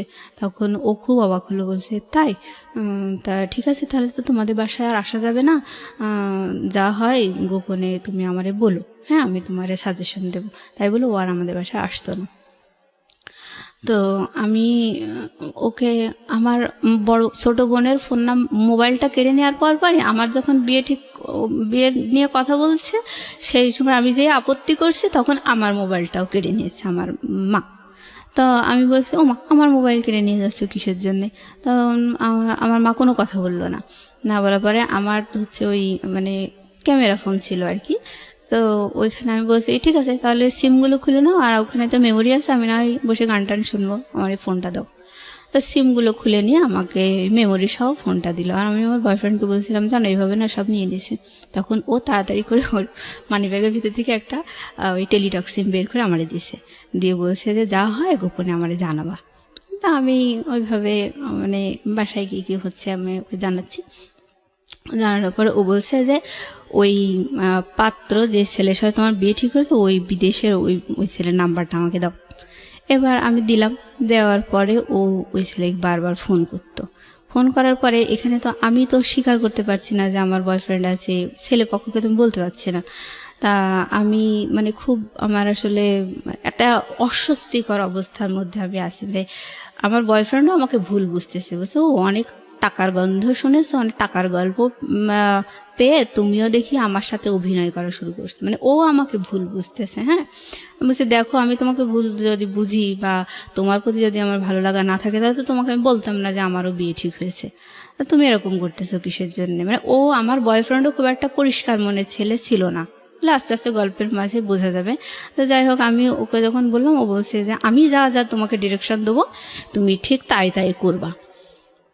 এবার ও বলতো যে এবার আমাকে আমার ওই মানে এই পাত্রপক্ষ দেখতে আসছে, ছেলের বাবা আমাকে দেখতে এসছে, দেখতে আসার পর আমাকে দেখে খুব পছন্দ হয়েছে। পছন্দ হওয়ার পরে এবার মানে ছেলেটা বলছে যে আমার বাবার যেহেতু পছন্দ হয়েছে সুতরাং আমি মেনে নেব, আমার বাবার পছন্দ আমার পছন্দ। এই বলার পরে মানে তখন আমার মা বাবা মানে আহামরি খুশি, যে আমাকে দেখে এই প্রথম একটা পাত্র পছন্দ করলো, কিন্তু পাত্রটার কোয়ালিটিটা কি, আমার কথা হচ্ছে ওইটাই, যে আমি সবসময় বলতাম যে আমার জন্য অন্তত একটা ভালো কোয়ালিটির ছেলে ঠিক করো, তারপরে সে যদি আমাকে দেখে পছন্দ না করে তখন না হয় আমি নিচের দিকে তাকাবো। তো এখন তোমরা তো শুরুতেই একেবারে রুট লেভেলের দিকে, তাই এসএসসি পাস, ইন্টারমিডিয়েট পাস, ওই বিদেশে যে হাতুড়ি পিটানো এসব কি। তো আমার মা আসলে আমার চেহারা নিয়ে তখনও মানে খুব নেগলেক্ট করে কথা বলতে লাগলো, ভাই বোন সবাই, আমি বিয়েতে মোটেই রাজি না। তো আমাকে যখন আমার মানে পাত্রের বাবা দেখে পছন্দ করলো, আমি আমার বয়ফ্রেন্ডকে বললাম দেখো আমাকে দেখে না পছন্দ করেছে। এখন তো মানে আমার কি ভালো লাগে কি না লাগে এটা তো আমার বাড়ি থেকে কেউ শুনতে চাচ্ছে না, মানে ওরা মনে করছে এটা পরম সৌভাগ্য। আর মানে এতগুলো চেষ্টার পরে যদি এরকম একটা সম্বন্ধ হয়ে যায় শেষ পর্যন্ত, সেটা আসলে সৌভাগ্যই ফ্যামিলির জন্য। হ্যাঁ হ্যাঁ, কিন্তু মানে আমার ফ্যামিলি কখনোই কিন্তু আমার চাওয়া পাওয়াগুলো শোনেইনি, মানে মূল্যায়নই করে। জি, আমরা সেটা বুঝতেই পারছি, ধারাবাহিকভাবে যাই একটু সামনের দিকে। তারপর তো এইটাও তো বয়ফ্রেন্ডকে বললেন, টুটুলকে বললেন। হ্যাঁ, টুটুলকে বলার পরে ও বলতেছে যে ঠিক আছে, যা যা হয় তুমি আমারে জানাও। এবার হচ্ছে আমি বলছি যে ঠিক আছে, আচ্ছা আমি তোমারে জানানোর চেষ্টা করব বলে আমি আমাদের বাসা থেকে মানে একটা বাড়ি থেকে দুধ নিয়ে আসতো। হ্যাঁ, তো আমি যাইতাম ওই দুধ নিয়ে আসার জন্য, মানে রেগুলার নিত আর কি। তো ওই ফাঁকে আমি একটা গোপন জায়গায় মানে একটু ঝোপঝাড় দেখে এরকম দেখে দাঁড়ায় ওই ওর যে সিমটা আমাকে দিয়ে গেছিলো ওই সিমটা ওপেন করে একটু কথা বলতাম যে বাড়িতে এই সমস্যা হচ্ছে, তুমি কিন্তু ভুলেও ওই ছেলেকে ফোন করবা না, মানে ওটা আমার উপরেই চাপ আসতেছে, তো তুমি যেন ভুলেও ফোন দিও না। কিন্তু ও বারবার ফোন দেয় আর বলে যে মেয়ের সাথে আপনার বিয়ে ঠিক হয়েছে, ওই মেয়ের কাছ থেকে সরে যান, এই সে এরকম বলে। বলার পরে ওই ছেলেটা আবার আমার মানে ঘটককে জানাই দেয়, ঘটক আবার আমাদেরকে বলে দেয় এরকম ডিস্টার্ব হচ্ছে, কে সেই ছেলেটা। তখন আমার বাবা মা বলে যে না আসলে এই 10টা শত্রুর মধ্যে বসবাস করি, এরকম হয়তো কেউ শত্রুতা করছে। এই তো ছেলেটা কে ছিল? ছেলেটা মানে মানে যে ইনফর্ম করতো আপনার সম্পর্কে? ওটা আমার বয়ফ্রেন্ড আর কি, মানে টুটুলি তো ছিল। হ্যাঁ, টুটুলি ছিল। এটা করে যাতে করে ভাঙা যায় আর কি বিয়েটা। কিন্তু ও ওরকম করে বলার পরে আমি বারবার বলছি যে দেখো আমার কিন্তু এঙ্গেজমেন্ট করাতে চাচ্ছে, ছেলেটা দেশের বাইরে আছে, সে 6-7 মাস পরে দেশে আসবে, তারপর বিয়ে হবে, আমার তো এঙ্গেজমেন্ট করাতে চাচ্ছে, তো তুমি এত ব্যস্ত হচ্ছে কিসের জন্য? আচ্ছা, তা ওর মাথায় কাজ করে না। যাই হোক, ছেলের বাবা দেখে পছন্দ করে মানে আমার বিয়ের জন্য কথাবার্তা চলছে, তখন তো আমার ভেতরে মানে আগুন ধরে গেছে যে আমার তো তাহলে আমার পছন্দগুলো তো কেউ মূল্যায়ন করবেই না, জিজ্ঞেসই করে না। হ্যাঁ, তা তখন ছেলেপক্ষ বলেছিল যে মেয়ে কি চায়, মেয়ে চাকরি করতে চায়, মেয়ে পড়াশোনা করতে চায়, মেয়ের চাকরির পরীক্ষার জন্যে তার এই মানে কোচিং টোচিং করাতে হবে, সব কিছু আমরা করাবো। ছেলে বলতেছে যে আমার বাবা যেহেতু পছন্দ করছে সুতরাং সব আমি করবো, কোনো অসুবিধা নেই, এমনকি বিদেশে নিয়ে এসেও আমি তাকে পড়াতে রাজি আছি, এরকম করে বলল। আর ওই ঘটকটা হচ্ছে অনেক মিথ্যুক, মানে ওই পাত্রপক্ষ নিয়ে বিশাল বিশাল গল্প দিল। আমার বাবা মা কোনো কিছু যাচাই করলো না, সব ওই ঘটকের কথা বিশ্বাস করেই আমার বিয়ের জন্য ফাইনাল কথা দিয়ে দিল যে হ্যাঁ আপনারা আসেন এঙ্গেজমেন্টের জন্য। ছেলেকে দেখেনি? না, দেখেনি। ছেলেকে না দেখেই তো আমি মানে বুঝুন যে কি বলবো, মানে যদি ওর কথা সত্যি হয়ে থাকে তাহলে ও পরিবারে কি আসলে বোঝা ছিল? একটা কথা আছে বাঙালি সংস্কৃতিতে, কন্যা দায়গ্রস্ত পিতা, এটা একটা মারাত্মক শব্দ। আমরা এখন অনেক আধুনিক সমাজে বসবাস করি এবং এই আধুনিক সমাজে এই ধরনের শব্দ, এই ধরনের কথা অত্যন্ত বেমানান, কিন্তু ভুলে গেলে চলবে না আমাদের এই শহরকেন্দ্রিক জীবন কিংবা ঢাকা শহরকেন্দ্রিক জীবন, এটা এই যে সেই জীবন বা সেই জীবনের মধ্যে কতজন মানুষের পার্টিসিপেশন, সেটার সংখ্যা আসলে খুব কম। আপনি প্রান্তিক পর্যায়ে গেলে ও যে গল্পগুলো এখানে করছে সেটার অনেক মিলিয়ে আপনি খুঁজে পাবেন। জি, তো যাই হোক, আমি মানে আমি চাইতাম যে ছেলেটাকে দেখতে, আর আমার নিজের গায়ের রং কালো দেখে আমার খুব শখ হতো আমার হাজব্যান্ডের যেন ফর্সা হয়, সুন্দর হয়, এরকম একটা শখ আমার ছিল। আমি বলছি যে আমার মাকে যে আচ্ছা আপনারা, আমাকে তো ছেলেপক্ষ দেখে গেল, পছন্দ করলো, তা আপনারা ছেলে দেখবেন না, আর আমি ছেলে না দেখে আমাকে বিয়ে দিয়ে দেবেন? তখন আমার মা মানে যেটা বললো আমি কখনো বলতে পারবো না কথাটা। আমাকে আমার মা বলছে যে তোমার চেহারা দেখলে তো আর বিয়ে হবে না। এর মানে এটা আমার সারা জীবনের একটা বিশাল আঘাতের কথা। আপনার মা বলেছে যে তোমার চেহারা দেখলে তো আর বিয়ে হবে না। হ্যাঁ, এটা বলেছে। আর এই কথা শুনে মানে আমার আর প্রতিবাদ করার কোনো ভাষা ছিল আপনি এই না। চেহারা নিয়ে শুরু থেকে যে পর্যন্ত মানে কথা বলছেন, সেখানে মানুষের একটা পারসেপশন হতে পারে যে আপনি দেখতে আসলে কুশ্রী, এতটাই কুশ্রী যে আপনার দিকে তাকানো যায় না। বিষয়টা কিন্তু তা না শ্রোতা, ও দেখতে যথেষ্ট সুন্দর এবং সৃষ্টিকর্তা ওকে বানিয়েছেন। সৃষ্টিকর্তা প্রত্যেককেই কোনো গুণ দিয়ে দুনিয়াতে পাঠান, সুতরাং কোনো সৃষ্টিকেই অসুন্দর বলার কোনো সাহস ধৃষ্টতা আমাদের কারোরই থাকা উচিত নয়। তারপরেও যদি গড়পরতা চোখে যদি আমরা বলার চেষ্টা করি যে একটা মানুষ দেখতে কীরকম, সাদা না কালো, সুন্দর না কুশ্রী, সেই জায়গাটা থেকে ও মোটেও কুশ্রী নয়। আপনি অনুমতি দিলে আমি অনুষ্ঠানের কোনো একটা সময় আপনার একটা ছবি আমরা আমাদের ফেসবুকে বা ইউটিউবে দিব, সেখানে যদি আপনার অনুমতি থাকে। হ্যাঁ, ইনশাল্লাহ, অবশ্যই। কারণ আমি চেহারা নিয়ে যতটা আমি নেগলেক্টেড হয়েছি না কেন, আমি কখনো আমি নিজেকে ভাবতাম না যে আমি আসলেই কুৎসিত। এটা আপনি আমি কখনো কখনো ভাবতেন না? ভাবতাম না। আচ্ছা, তো আমার মায়ের কথাটা শুনে এতটা কষ্ট লাগলো, মানে আমি চুপ করে মানে কোনো কিছু বলিনি, না বলে আমি রুমে গিয়ে মানে উপর হয়ে শুয়ে কাঁদছি। মানে ভুলতে পারছি না কথাটা। তারপর এভাবে আসলে বলার পরে বেশ কয়েকদিন ধরে আমি বারবারই মানে বিয়ের জন্য আপত্তি করছি। মানে আমার খুবই শখ, মানে মাই হার্ট অ্যান্ড সোল, আমি চাইতাম আমার হাজব্যান্ডের যেন ভালো শিক্ষিত চাকরিজীবী, মানে একেবারে প্রাণের দাবি মতো। তো আমি সবসময় বলছি যে ও কেমন ছেলে ঠিক করেছে, আমার পছন্দ না, ও বিদেশে থাকে, কেমন শিক্ষিত না। তখন এরকম আমার মা বুঝায় যে তোর কি চেহারা, বারবার এরকম করে বলে। আমার ছোট বোন বলতেছে যে ওই তারেকের মতো অত বাজে চেহারার একটা ছেলেও যে তোকে দেখে পছন্দ করলো না, তারপরে তাহলে তোরা তো শখ হয় কি করে, তুই ভালো চেহারা ছেলে চাস, তোর শখ হয় কি করে, তুই নিজের যোগ্যতাটা দেখবি না, এটা বললো। আর বড় বোন বলছে যে কয়েকদিন পরে তো তাসফিয়ার গায়ে হলুদ, তা হচ্ছে তখন মানে আমি বারবার বিয়েতে আপত্তি করছি, আর আমার বয়ফ্রেন্ড ওখানে ফোন করছে, ফোন করে ডিস্টার্ব করছে। এক পর্যায়ে ওরা খুব রেগে যায়, রেগে যেয়ে বলছে যে না, মেয়ের নামে অনেক কথাবার্তা শুনছি, থাকে আমরা আর এগোবো না, এরকম অবস্থা। তো সেই সময় আমার বাসা থেকে আমাকে মারধর করছে। আমার বাসাতে জানতো যে ও আমার বয়ফ্রেন্ড, হ্যাঁ, এগুলো অলরেডি জেনে গেছে। আমাকে মানে ওকেই দোষারোপ করতেছে আর আমাকে মারধর করতেছে। আর আমি ওকে বারবার বলছি তুমি যেন ভুলে ওখানে ফোন দিও না, বারবার আমার বাসায় প্রেশার আসতেছে। আর আমি তো বলছি যে আমার বিয়েটা হবে না, আমার তো এঙ্গেজমেন্ট করাবে, তাহলে তুমি এত বাড়াবাড়ি করতেছো কিসের জন্য? টুটুলকে বলছেন? তারপরে ও কথা শুনে না। তারপর আমি এরকম বলার পরে বাসা থেকে ওই আপত্তি করছি বারবার। আমি বলছি যে না, আমারে তো চাকরি করাবে, তা আমার যেটা জমি রেখে দিয়েছে, তাহলে আমি চাকরি করব, তারপর বিয়ে হবে। মানে আমার এক্সপেকটেশনের কোনো মূল্য নেই। আমার ভাই বলছে হ্যাঁ, না তোকে চাকরি দেওয়া হবে না, তোকে বিয়েই দেওয়া হবে। আর বাবা বলতেছে তোকে তো চাকরি দেব না, তোর জন্য জমি রাখছি, না তোর জমি বিক্রি করে তোরে চাকরি দেব না, তুই ওই হাজির বাড়িতে বউ হয়ে যাবি, ওখানে রান্না বান্না করবি, খাবি দাবি, তো তুই তোর চিন্তা বাদ, তুই ওইখানেই যাবি, তোর বিয়ে দিয়ে দেওয়া হবে। এক কথায় মানে খুব মানে ঝেড়ে ফেলে দেওয়ার মতো একটা আচরণ এরকম করে বলল। তো পাত্রপক্ষ বললো যে মেয়ের নামে এইসব উল্টোপাল্টা শুনছি, বাদ দেন না, আমি এইসবের মধ্যে আর নেই।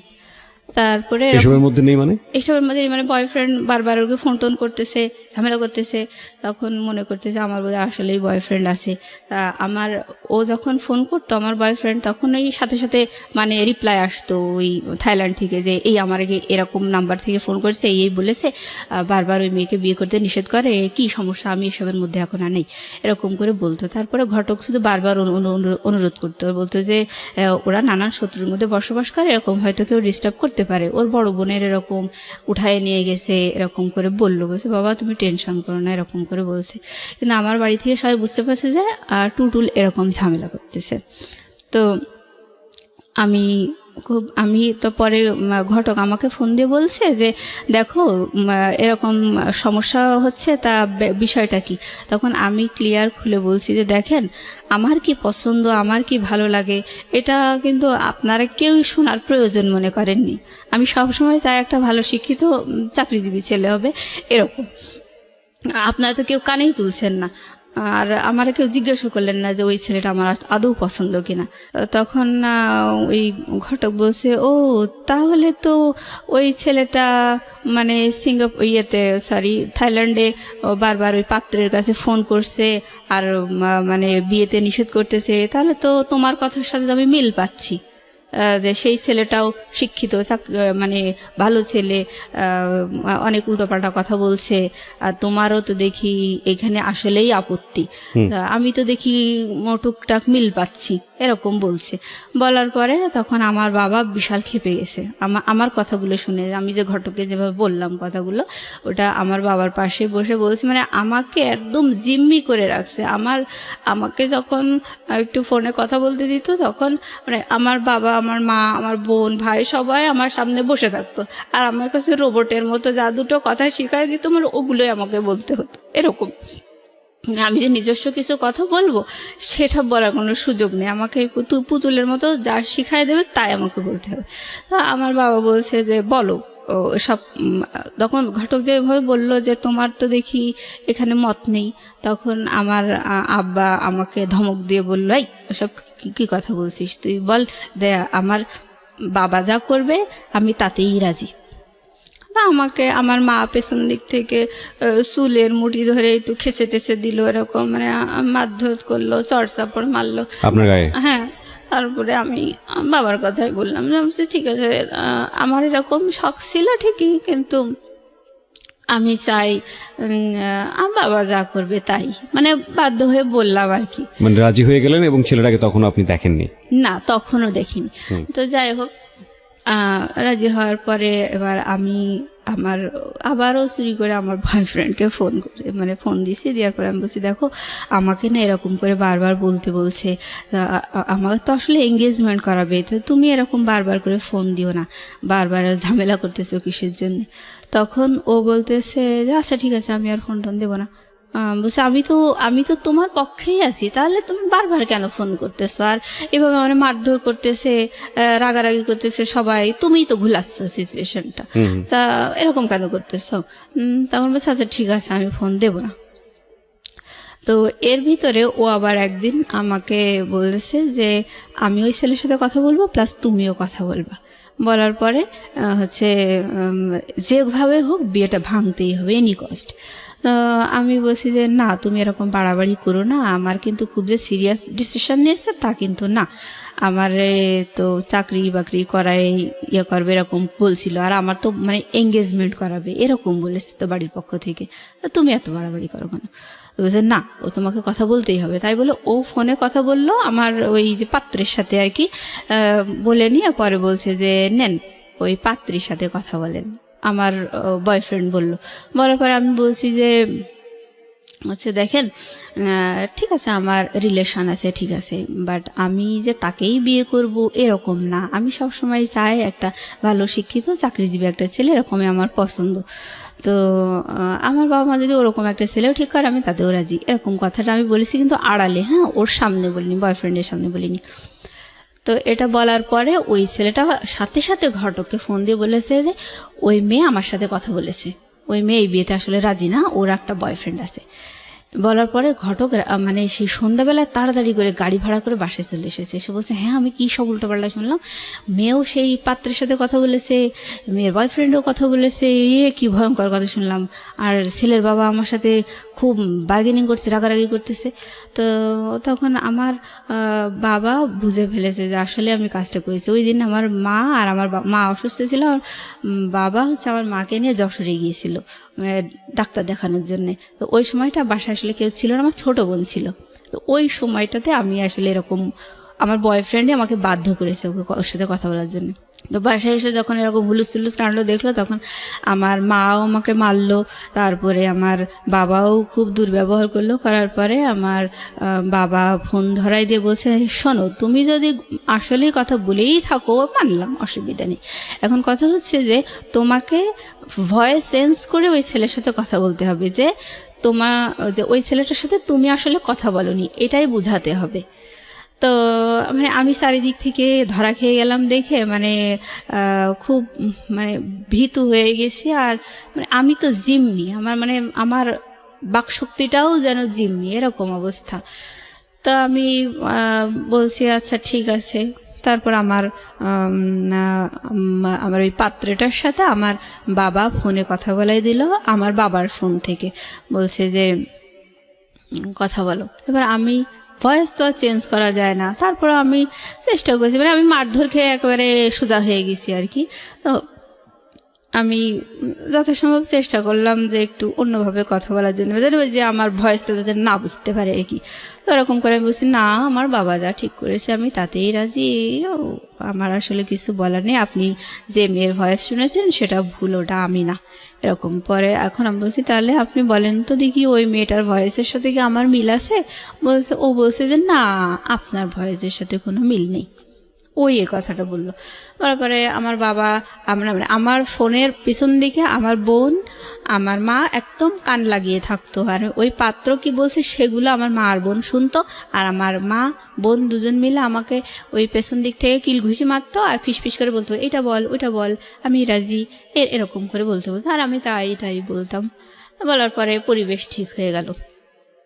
হওয়ার পরে এবার হচ্ছে পাত্র মানে আমার ওই পাত্রের বাবা আর কি বলছে যে আমি তো একা দেখে আসছি, এবার আমি চাচ্ছি যে আমার ছেলে বৌমা মেয়ে জামাই সবাইকে নিয়ে পাত্রীকে আর একটু দেখে আসবো, আর হচ্ছে মানে এঙ্গেজমেন্ট করাই আসবো, এরকম বললো। বলার পরে আমি বলছি যে দেখো, আমার বয়ফ্রেন্ডকে বলছি দেখো ওই সামনে শুক্রবার না আমার হচ্ছে এঙ্গেজমেন্ট, ওই তুমি বারবার ফোন দিয়েও কিন্তু পজিশন হলো না, আর আমি তো তাদের হাতে বন্দি আছি, আমার ওই পুতুলের মতো যা বলতে বলছে তাই আমি বলে যাচ্ছি, তাহলে এগুলো করে কোনো লাভ হচ্ছে না, তুমি থামো, এঙ্গেজমেন্টটা অন্তত হতে দাও।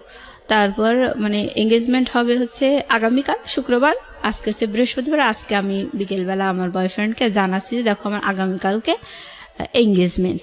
তো আমি ওরকম বলার পরে আমার বয়ফ্রেন্ড বলছে দেখো আমি খুব দুশ্চিন্তায় আছি, যেভাবেই হোক তুমি এই এঙ্গেজমেন্ট বন্ধ করো, আমি কখনোই চাই না তোমার হাতে এঙ্গেজমেন্টের আংটি উঠুক, আমি একদমই চাই না, যদি এরকম হয় তোমার সাথে আমার রিলেশন কিন্তু ব্রেকআপ হয়ে যাবে। তো আমার বয়ফ্রেন্ড ওভাবে নিষেধ করে দেওয়ার পরে আমি খুব দুশ্চিন্তায় পড়ে গেলাম। পরে হঠাৎ করে আমি ভাবছি কীভাবে বিয়ে ভাঙা যায়, কীভাবে এঙ্গেজমেন্ট ভাঙা যায়, কীভাবে ওদের আশাটা বন্ধ করা যায়, এই দুশ্চিন্তা করতে করতে বাসায় ফিরে আসছি। তোর কি মত এবার বল দেখি, তুই এত ঘুলাচ্ছিস, কি সমস্যাটা কি এবার বল। তো বলছি দেখেন বিয়েটা তো ভেঙেই গেছে, তার টুটুল তো অনেক ভালো স্টুডেন্ট, টুটুলের একটা ভালো চাকরি বাকরি হলে তখন ওর সাথে আমাকে দিয়েন বিয়ে। এই কথাটা আমি যখনই বলেছি, বলার পরে আমার মা সে চোখ বন্ধ করে উল্টো পাল্টা সারা গায়ে আমাকে বাড়ুন দিয়ে মারতে মারি চোটে আমি সারা ঘরে আমি হিসু করে ফেলছি। হ্যাঁ, কাপড় চোপড় নষ্ট হয়ে গেছে। আর আমার ভাই বারবার ঠেকাচ্ছে, বলছে থাক আর মারতে হবে না, মারতে হবে না। আর আমার বড়পা যখনই বারবার বিয়েতে একটু বাধা আসছিল তখনই আমার বড়পা খুব রেগে যেত, ও বলতো যে ওরে বাবা তাহলে তো টুটুলের সাথে হয়তো ওর বিয়ে হবে, এরকম ওর তো স্বপ্ন ও একাই বিসিএস ক্যাডার হবে, হ্যাঁ, টুটুলের সাথে কোনোভাবে যেন আমার না হয়, যার জন্য ও বেশি খেপে যেত। তো আমাকে যখন মারধর করেছে তখন আমার বড়পা বলছে যে ঠেকাচ্ছিস কিসের জন্যে, মারুক ওকে মারুক, পাক্কা শয়তান, অনেক শয়তান, অনেক হারামি, কতভাবে যে আমাদেরকে হ্যারাস করলো, ওকে কি খারাপ ছেলের সাথে দেওয়া হচ্ছে, এরকম করে মারিস চোটে। আর বলছে আচ্ছা ঠিক আছে আমি ওই মোবাইলে বিয়ে করতেই রাজি আছি। তখন আমার মা বলছে যে ভূত না ঝাড়ালে হয় না, এভাবে বলছে। বলার পরে যাই হোক আমি বিয়েতে রাজি হয়ে গেছি দেখে আমার বয়ফ্রেন্ডের সাথে আমি কথাবার্তা বন্ধ করে দিছি। দিয়ে পরে ও বলছিল যে আর ফোনে মানে ওই আমার ওই পাত্রের সাথে আর কথাটা তো বলবে না, এরকম একটা কথা দিয়েছিল। দেওয়ার পরে আমি যখনই ফোনে আবার রাজি হয়ে গেছি, পাত্রকেও বলে দিয়েছে যে হ্যাঁ মানে আমাদের বাসা থেকে বলেছে না মেয়ে বিয়েতে রাজি, তুমি যা শুনেছো সব ভুল, সবই শত্রুতার কারণে হয়েছে, এভাবে আসলে বিয়েতে আমি রাজি হয়ে গেছি। তো আমার মানে ওরা যখন এরকম আমি বিয়েতে আপত্তি করতাম তখন আমার বড় বোন, আমার সবাই আমার চেহারা নিয়ে নেগলেক্ট করেছে। আমার বড় বোন বলতো যে দুদিন বাদে তো মানে আমার যখন বিয়েটা একেবারে ভেঙেই গিয়েছিল, মানে ওই যে এঙ্গেজমেন্ট করতে এসেও আসলো না, আমি একটু ঝামেলা করছিলাম।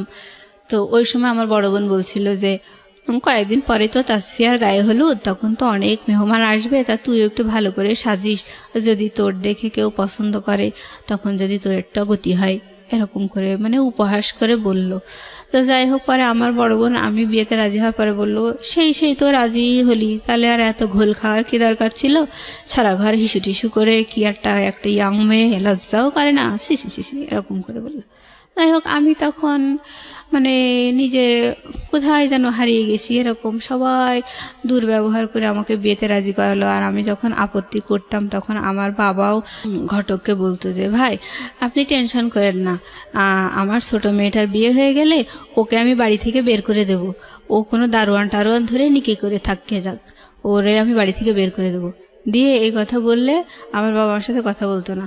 তারপরে আমাকে পরে একদিন সকালবেলা ওরকম আবার ওরকম করে কথা বললো, বলে আমার গলা টিপে ধরে বললো যে মরতে পারিস না, এরকম করে তোর আমি বাড়ি থেকে বের করি। তো যাই হোক, মারধর করার পরে আমি চারিদিক থেকে মানে জিম্মি হয়ে গেলাম, বিয়েতে রাজি হয়ে গেছি। এবার আমার বিয়েটার ডেট পড়লো হচ্ছে জানুয়ারি 7 তারিখ 2011 সাল। তো আমার এই ঘটনাগুলো হচ্ছে মানে ডিসেম্বরের শেষের দিকে, 2010 সাল ডিসেম্বরের শেষের দিকে। তো আমার ছোট বোনের পাত্রপক্ষ বিশাল গল্প করছিল, বলছিল যে সীতাহার দেবে, অনেক গহনা দেবে, অনেক কিছু, বিশাল গল্প আর কি। মানে আমার মা বাবা সবসময় ওই ঘটকের গল্প শুনে বিয়েতে রাজি, হ্যাঁ, কেউ যাচাই করেনি যে আদৌ ঠিক শুনছি কিনা, কারণ আপনাকে নিয়ে অনেক টেন্স ছিল তারা। হ্যাঁ, আমার ছোট বোনের ব্যাপারে, আমার ছোট বোনের যে বিয়ে ঠিক করছিল যে ডিপ্লোমা ইঞ্জিনিয়ার, ওরও পছন্দ ছিল না। আর ওরও মানে ওর পাত্রপক্ষ থেকেও বড় বড় গল্প শুনেছিল, ওগুলোও যাচাই করেনি আর কি, মানে ছোট বোনের ওগুলোও যাচাই করেনি, মানে ওরে তো মান সম্মান বাঁচানোর জন্য তড়িঘড়ি করে বিয়ে দিতে চাইছিল। তো যাই হোক, ওর বিয়ের ডেট পড়লো হচ্ছে ডিসেম্বরের 23 তারিখে। তো এদিকে আমিও বিয়েতে রাজি হয়ে গেছি। এবার আমার ছোট বোনের বিয়ের দিন পাত্রপক্ষ আসলো। তো পাত্রপক্ষ যে মানে আহামরি গল্প দিয়েছিল, সেই গল্প অনুযায়ী বিয়ের দিন কিছুই পাওয়া গেল না। বলছিল যে 40-50 ভরি স্বর্ণের গহনা দেবে, অনেক কিছু, অনেক টাকা দিনমোহর হবে, মেলা গল্প শুনেই তো বাবা মা রাজি হয়েছিল। তবে দেখা গেল যে 1.5 থেকে 2 ভরি স্বর্ণের গহনা দিয়েছে, আর এই যে হাতে 2টা বালা দিয়েছে, সেটা হচ্ছে ব্রোঞ্জের উপরে 4-5 আনা স্বর্ণ মানে ঘষা টসা দিয়ে বানায় আর কি, ওরকম বালা দিয়েছে। মানে আমার বোন যে অনুযায়ী গল্প শুনছিল সেই অনুযায়ী কিচ্ছু পায়নি দেখে ওর খুব মন খারাপ, বললো আমার কি দিল, কোথায় দিল, এরকম। তা যাই হোক, আমার ছোট বোনের বিয়ে হয়ে গেল। বিয়ে হওয়ার পরে শ্বশুরবাড়িতে গেল। আমার বোনটা আসলে একটু কি বলবো, ও মানে অল্পতে একটু বেশি গল্প দেওয়া স্বভাব ছিল ওর। ও আমাকে বলছে ওর বিয়ের 3 দিন পরে ওরা এসছে, মানে আমার ছোট বোন ছোট বোনাই ওরা আমাদের বাসায় এসছে বিয়ের 3 দিন পরে।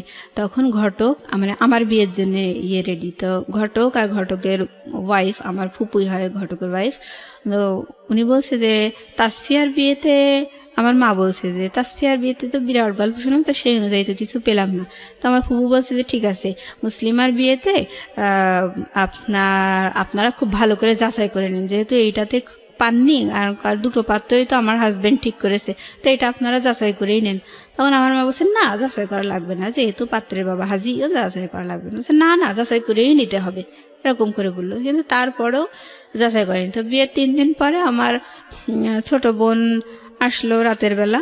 তো আমার ওই ঘটক আমার আব্বার সাথে আলাপ করছে যে বিয়ে নিয়ে এই মেয়েটার অনেক ঝামেলা ঝঞ্ঝাট হয়েছে, তো এখন আর বিয়ের ব্যাপারে আমি কোনো কথা বলবো না, এখন রাজি করালে আপনারাই রাজি করাইছেন, আপনারাই ফাইনাল মেয়ের সাথে কথা বলেন। তখন আমার আব্বার ডাকলো, ডেকে আমারে বলতেছে যে হচ্ছে হ্যাঁ বলো, তুমি কথা বলো, তুমি কি বলতে চাচ্ছ। তখন আমার মা রান্নাঘরে বসে রান্না করছে, আমি ডাইনিংয়ে, আমার বাবা, ঘটক, আমার বোন, আমরা কথা বলছি। তো আমি বলছি, আমি লাস্ট চেষ্টা করছি ওটা বিয়েটা আটকানোর, ওটা হচ্ছে আমার লাস্ট চেষ্টা। সেটা হচ্ছে আমি বলছি যে দেখো, তাসফিয়ার বিয়ের সময় তো মানে একেবারে আকাশ ছোঁয়া গল্প শোনা গেল, তার গহনা, তার পোশাক আশাক, বিশাল গল্প শোনা গেল যে এই দেবে, কিন্তু সেই অনুযায়ী কিন্তু বিয়েতে কিছুই হয়নি। তাহলে আমাকে অন্তত এঙ্গেজমেন্ট করায় রাখো, তারপর সব কিছু যাচাই টাচাই করে নিয়ে উনি তো 6-7 মাস পরে আসবে, তখন আমার বিয়ে দিও। এই কথাটা কেবল আমি বলছি, ওটা আমার বিয়ে ভাঙা। তখনও আমি মানে মন থেকে রাজি না, তো মার খেয়ে রাজি হয়েছি। ওই সময় ওটা যখন বললাম, তখন আমার মা রান্নাঘর থেকে বলছে, আর একটু বাড়ুন দিয়ে মারবো নাকি, এরকম বলছে আমার মা। আর আমার বাবা বলছে যে তাসফিয়ার বিয়েতে কি পাওয়া গেছে কি পাওয়া যায়নি ওসব তোমার দেখার দরকার নেই, তুমি এই বিয়েতে রাজি, তুমি এখন কথা বলো। তো আমি দেখলাম যে না, আর আসলে বলার আর কিছু নেই। মনে মনে বললাম, পরে আমি বসে আচ্ছা ঠিক আছে, তোমরা যাবার তাই করো। মানে আমি মানে কেমন আমার মনটা অন্য একটা জগতে, অন্ধকারের মধ্যে হারিয়ে গেছে, হতাশা, মানসিক আঘাত, কষ্ট, দিকে বয়ফ্রেন্ড তো মেলা ঘুলাইয়ে দিল। তো যাই হোক, আমি বললাম আচ্ছা ঠিক আছে। তখন আমার বাবা বললো যে ঠিক আছে, তুমি হাজী সাহেবের সাথে কথা বলো।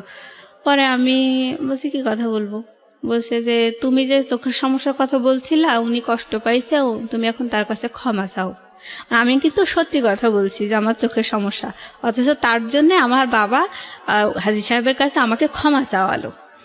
যে আমি অন্যায় করছি, ভুল করছি। আমি তাই বললাম যে আঙ্কেল সরি, বুঝতে পারিনি, আপনি আমারে মাফ করে দেন। মানে আমি সবার হাতের পুতুল, তো আমি ওইভাবেই বলছি।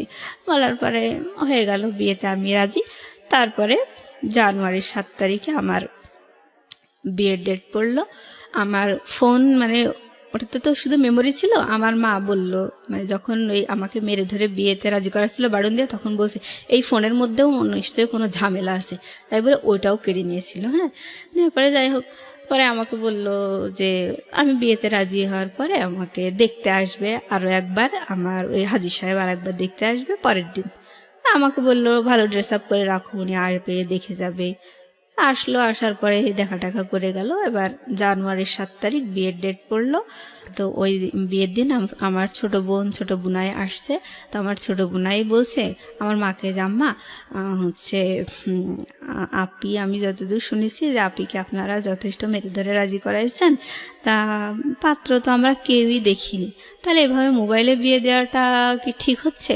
তার চেয়ে বরং এঙ্গেজমেন্ট করায় রাখেন, আমরা সবাই মিলে আরেকটু দেখি যে আমরা যা শুনেছি সেগুলো আদৌ সত্যি কিনা। তখন আমার মা বলছে, ওরে বাবা, ছেলেটার 250 বিঘা জমি আছে, ছেলের বাবার 250 বিঘা জমির মালিক, তাকে 30 বিঘার উপরে বিল আছে, তারপরে ছেলেটা 10 লক্ষ টাকার গহনা নিয়ে এসেছে, তুমি এসে ভালো আর কি বলছো, বাদ দাও, তোমরা ছোট মানুষ, তোমরা বোঝো না, আসলে বাদ দাও, মোবাইলেই বিয়ে হবে। এবার ছেলেপক্ষ চলে আসছে মাইক্রোওয়েভ করে। তো এখন আসার পরে আমার যে মানে কাজী নিয়ে আসছে আমার বাবা, কাজী আনার পরে কাজী বলছে যে মোবাইলে বিয়ে কি, এটা শরীয়তসম্মত না, এটা আমি পড়াতে পারবো না, আর এই ধরনের বিয়ে টেকেও না, এরকম বোকার মতো সিদ্ধান্ত কেন নিচ্ছেন আপনারা? তখন আমার আব্বা বলছে আপনাকে এসব ভাবতে হবে না, বিয়ে মোবাইলেই হবে। তো বলছে ও আচ্ছা ঠিক আছে। তাই বলে মনে করেন ওই কাজী যে রেজিস্টার খাতা, মানে বিয়ে টিয়ে লেখালেখি, ওই রেজিস্টারে আমার নাম ঠিকানা সব কিছু লিখলো, পাত্রের বাবাও পাত্রের নাম ঠিকানা সব কিছু লিখলো, আর ঘটক হচ্ছে উকিল, আর এরকম, আর হচ্ছে মানে আমার বাবা, তারপরে পাত্রের মামা, এরা পাত্রের ভাই, এরা হচ্ছে বিয়ের সাক্ষী। তা হওয়ার পরে আমাকে মানে এসেছে আমার কাজী প্লাস ওই পাত্রপক্ষের লোকজন, মানে আমার রুমে আসছে, এসে ওগুলো সই টই সব করা আছে, আমি সই করে দিয়েছি, এই পাত্রের ঠিকানা এইগুলো বলে টলে বলছে আপনি কি রাজি, আপনি কি কবুল বলছেন? তখন আমি বলছি যে কবুল। ছেলেটাকে দেখিনো? না না না না, আমি দেখিনি। আমি মোবাইলে কবুল বলিনি, আমি কবুল বলছি হচ্ছে কাজীর সামনে। ও কাজী, ওখানে আমার বাবা, তারপর কাজী, ঘটক, মানে পাত্রের বাবা, পাত্রের ভাই, এগুলো সবাই আমার রুমে, সবাই দেখছে যে আমাকে কবুল পড়াচ্ছে, আমি কবুল বলছি। তখন মোবাইল ছিল না কানে? আমি ছেলেটাও শুনে নাই? না না, ছেলেটাও শুনে নাই। তা আমি এভাবে কবুল বলছি, আমাকে 3বার কবুল বলতে বললো, আমি 3বার কবুল বললাম। বলার পরে ওনারা আমার রুম থেকে বেরিয়ে গেল। তা দেনমোহর করছিল 1 লক্ষ টাকা। তো এভাবে আমি আর কবুল বলানো, আমি ওদের সামনে কবুল বলছি, আমি ফোনে কবুল বলি নাই, আমার কবুল বলার সাক্ষীও না ওনারা। তো যাই হোক, আমি কবুল বলার পরে ওনারা আমার রুম থেকে বেরিয়ে গেলেন। বেরিয়ে যাওয়ার পরে ড্রয়িং রুমে ওনারা সবাই বসে আছেন, পাত্রপক্ষের সবাই, আমার ছোট বুনাই, আমাদের বাড়ির সবাই। আমি ছিলাম না, আমি দরজার কাছে, ড্রয়িং রুমে দরজার কাছে আমি দাঁড়িয়েছিলাম। এখন পাত্র হচ্ছে মানে কাজী হচ্ছে কানে মোবাইলটা নিয়েছে, নিয়ে ওই নাম ঠিকানা সব বলছে, বলে পাত্রকে বলছে বলেন কবুল, বলেন কবুল, এরকম। তো উনি ওই পাশ থেকে কবুল বলছে। আসলে ওই পাত্র বলছে না কে বলছে সে আল্লাহ জানে। না না না, লাউড স্পিকারও দেয়নি। তো কবুল ওইভাবে আসলে বিয়েটা হলো, মোবাইলে সে কবুল বলল, কিন্তু ওই কাবিন নামায় পাত্রের কোনো সিগনেচার নেই, মানে পাত্র উপস্থিতি নেই আর কি। সে বিদেশ থেকে মোবাইলে কবুল বলল, আর আমি দেশে থেকে। তাও আপনারা কেউ শোনেননি সেই কবুল? না, আমরা কেউ শুনিনি সেই কবুল। তো যাই হোক, এবার ওই দোয়া দরুদ পড়লো আর কি, কলেমা এগুলো পড়ে নিয়ে একটু মোনাজাত করলো। সেই সময় ওই আর কি লাউড দিল আর কি, লাউড দিয়ে ওইখান থেকে পাত্রের তার ওই 2-4টা বন্ধু টন্ধু নিয়ে ওই একা একা সেখানেও সে কি পড়ছে দোয়া দরুদ, আর এরাও পড়ছে, মানে এটা লাউডে হয়েছে আর কি। তো কবুলটা লাউডে হলো না কেন? কবুলটা লাউডে হলো না মানে ওরা ওই সময় আসলে বোঝেনি যে এটা লাউডে করতে। আর আমার বাবা মায়ের বিশ্বাস হচ্ছে যে হ্যাঁ আমরা মোবাইলেই বিয়ে দিচ্ছি, ব্যাস। তারা জাস্টিফাই করছে না যে আসলে ছেলেটা কবুল বলছে নাকি আদৌ বলছে না, এগুলো কেউ জাস্টিফাই করছে না। আর তারা মাথায়ও আসেনি যে আদৌ কবুল বলছে, বা ওই কবুল শব্দটা তাদের শোনার আগ্রহ এরকম ছিল না। তাদের কথা হচ্ছে এই মোবাইলেই তো বিয়ে দিচ্ছি এই। আর তাদের সবচেয়ে বেশি আত্মবিশ্বাস হচ্ছে ছেলের বাবা হাজি, সুতরাং তারা কখনোই ফাঁকি দেবে না, এই ধরনের একটা মানে ট্রাস্ট তাদের মধ্যে। তো যাই হোক, বিয়ে হয়ে গেল। হওয়ার পরে আবার আমার শ্বশুর হয়ে গেল হাজি সাহেব। আমরা সবাই মানে একসাথে ডাইনিংয়ে বসে খাওয়া দাওয়া করলাম। করার পরে মানে আমরা না, সরি, ওই মানে পাত্রপক্ষকে আমার ওই ননদ, শ্বশুর, শাশুড়ি সবাই ডাইনিংয়ে বসে আছে, আমি সবাইকে খেতে দিচ্ছি। খাওয়া দাওয়ার পরে ওনারা, আমার শাশুড়ি একটা কথা বলে গেলেন যে মা, এই মোবাইলে বিয়ে হয়েছে এই কথাটা কখনো কাউকে বলবা না। ইভেন আমার মা, আমার পরিবারের সবাইকে বলে গেল যে এই কথাটা কখনো কাউকে বলবেন না যে মোবাইলে বিয়ে হয়েছে, কারণ এটা শরীয়তসম্মত না। আমাদের তো আবারও পরে বিয়ে পড়াতে হবে, যখন ছেলে 6-7 মাস পরে আবার দেশে আসবে তখন তো আবারও বিয়ে পড়াতে হবে, নাহলে তো একসাথে থাকতে পারবে না। আমরা শুধু জাস্ট বেঁধে রাখার জন্যে এরকম করে কবুল পড়ালাম। এরকম কবুল পড়ায় ওই এঙ্গেজমেন্টের আংটিটা আমার হাতে পড়াই দিছে। তো ওনারা খেয়ে দিয়ে চলে গেলেন, আর এভাবে আমাকে বলে গেলেন। বলার পরে পরের দিন সকালবেলা আমার মা হাঁপ ছেড়ে পাড়া প্রতিবেশীদের সাথে বলছে মেয়ে বিয়ে দিয়ে দিয়েছি। মানে আমি বললাম না, আমার মায়ের আগাম গল্প করার একটা অভ্যাস আছে, তো ওরকম মানে গল্প করতেছে। তখন পাড়া প্রতিবেশীরা বিশ্বাসই করছে না, বলছে কখন বিয়ে দিলেন, কই কোনো লোকজন আসলো না, কিছুই দেখলাম না, কখন বিয়ে দিলেন, ওরা বিশ্বাসই করতে চাচ্ছিল না। পরে আমার মা বলছে না, গতকাল 1 মাইক্রো লোকজন আসছিল। বলছে হ্যাঁ, একটা মাইক্রো দেখছিলাম। তা আমরা ভাবছিলাম হয়তো আপনার ছোট মেয়ের শ্বশুরবাড়ি থেকে লোক আসছে, এরকম ভাবছিলাম। বলছে না, আমার ওই মেজো মেয়ের মোবাইলে বিয়ে। তো পাড়া প্রতিবেশীরা বলতে লাগলো যে মোবাইলে বিয়ে দিলেন, এটা মোবাইলে আবার বিয়ে হয় নাকি? তখন আমার মা বললো যে না, আসলে ওদের খুব আগ্রহ ছিল, এঙ্গেজমেন্ট করাতে চাইছিলাম, ওদের এত আগ্রহ দেখে মোবাইলেই দিলাম। তো ওরা বললো তো ভালোই তো, পরপর 2টা মেয়ে বিয়ে হয়ে গেল, ভালোই তো হয়েছে। আর আমার মা তো বিশাল ঘটক যেমন গল্প করছে ঠিক সেইভাবেই সেই গল্পগুলোই বলতে লাগলো পাড়া প্রতিবেশীদের সাথে। তো বিয়ের মানে 2 দিন পরে আমার শ্বশুর বলল যে বাড়িতে তো আমরা শুধু বুড়াবুড়িই থাকি, তো বৌমাকে একটু বেড়াতে নিয়ে যাবো, 1 দিন রেখেই মানে আবার দিয়ে যাব, তো মানে একটু দেন।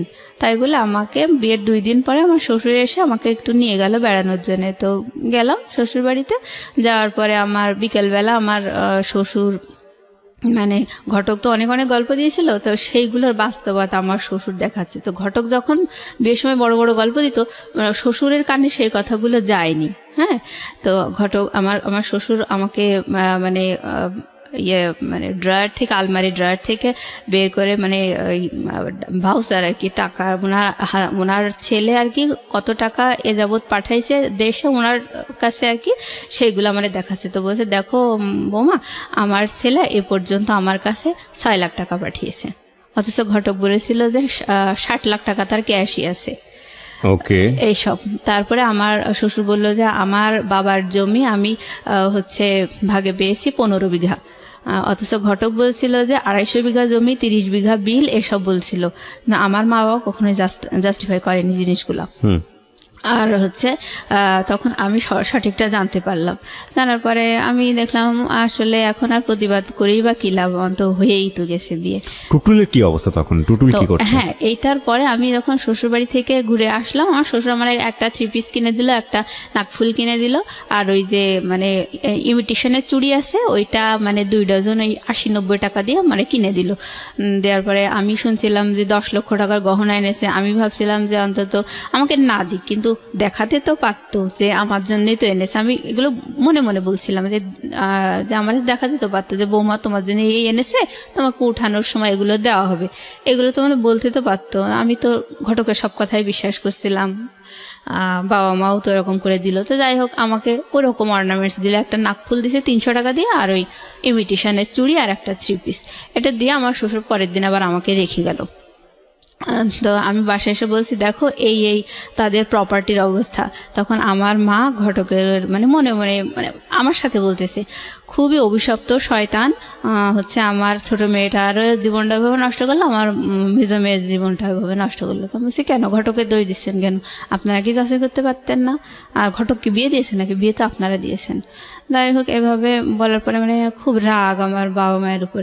এবার আমার ফোনগুলো আমাকে দিয়ে দিয়েছে, আমার ফোন, আমার বোনের ফোন, যারটা তার আমার বাবা আমাদেরকে দিয়ে দিয়েছে। দেওয়ার পরে আবার আমি তখন টুটুলকে ফোন করছি। আমি ফোন করে বলছি দেখো এরকম তো বিয়ে হয়ে গেছে, তা তুমি তো অনেক পরিবেশ ঘোলা করেছো, আমি তো চাইছিলাম এঙ্গেজমেন্ট করাতে, আর তুমি যেভাবে পরিবেশ ঘোলা করেছো তাতেই ওরা আসলে মোবাইলে, ওদের এমনি বিয়ে দেওয়ার ইচ্ছা ছিল, আমার বাবা মাও বলছিল, কিন্তু আমি এরকম যদি পরিবেশ ঘোলা না হতো তাহলে হয়তো মোবাইলে বিয়েটা বন্ধ করা যেত, কিন্তু তুমি যেভাবে করছো মোবাইলে আমার বিয়ে হয়ে গেছে। তাহলে অবশেষে কি হলো, শেষ পর্যন্ত তো তোমারও পাইলাম না আর আমার মোবাইলে বিয়ে হয়ে গেল। তখন ও বলল যে দেখো তোমার সাথে আমার রিলেশন এত বেশি লং হবে এমন প্ল্যান তো আমার ছিলই না। আমি তো আমার ফ্রেন্ডদের সাথে, আমার কলিগদের সাথে বাজি ধরে তোমার সাথে রিলেশন করছিলাম। তোমার সাথে যখন আমার রিলেশন ছিল ওই সময় আমার মিনার সাথে রিলেশন ছিল, মিনা আমার ছাত্রী। আমি আসলে ওকে ভালোবাসি, কিন্তু তোমার সাথে বাজি ধরে আমি রিলেশন করছিলাম, তুমি আমার চিন্তা বাদ দাও। ওকে ওকে, মানে ওই সময় ওটা শোনার পর আমি বলছি তাহলে এই কথাগুলো আমার বিয়ের সময় তুমি বলতে, যখন তুমি পরিবেশ ঘোলা করছিলে সেই সময় বলতে। তখন বলছে না, এভাবে কি বলা যায় নাকি, বাজি ধরে আসছি এরকম, বা তোমাকে চায় না, এগুলোকে ডিরেক্ট বলা যায় নাকি? যাই হোক, বলিনি। তো ওর ওই কথাটা শুনে মানে মানে এতটাই আমি হতভম্ব হয়ে গেছি যে এ আবার কোন বেইমান। এবার ওর সাথে আর কোনো যোগাযোগ নাই, কথা নাই। এখন আমার বাবা বলতেছে যে বিয়ের যখন আমার প্রায় 4-5 দিন এরকম যাচ্ছে, আমি আমার হাজব্যান্ডের সাথে ফোনে গল্প করি, আমার মন না চাইলেও গল্প করি, কি করবো, এখন তো আর কিছু করার নাই। আমার খুব কষ্ট লাগতো বয়ফ্রেন্ডের এরকম আচরণ শুনে, এভাবে মারধর করে বিয়ে দিল। তাই আমি একা একাই খুব কান্নাকাটি করতাম করে ওই সময় আমার হাজব্যান্ডকে মানে ফোন দিয়ে আমি হাওমাও করে কাঁদতাম, কিন্তু আমি ওকে বলতে পারতাম না যে আমি কেন কাঁদছি।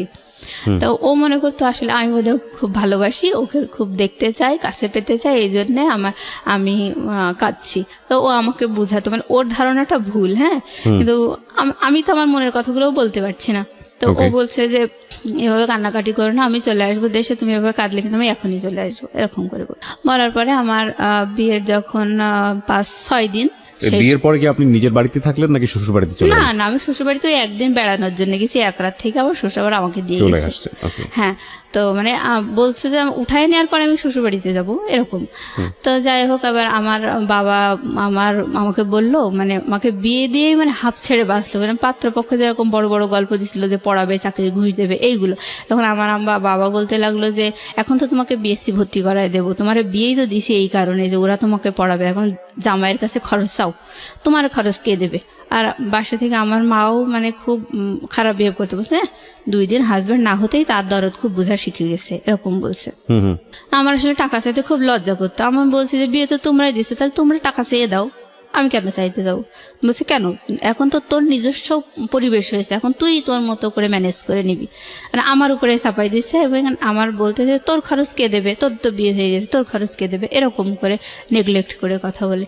তারপরে আমার আসলে অনেক খারাপ লাগে ব্যবহার আসার এরকম দেখে আমি আমার হাজব্যান্ডকে বলছি যে দেখো তুমি তো বলছিলে যে চাকরির বাকরির ঘুষ দেবা, পড়াবা, আবার বিএসসি ভর্তি করাই দেবা, সবই তো বলছিলে, তাহলে এইসব শুনেই তো রাজি হয়েছি। কারণ আমার বাড়ি থেকে বলতেছে তুমি বিএসসি ভর্তি করাই দিতে, তা তুমি দাও।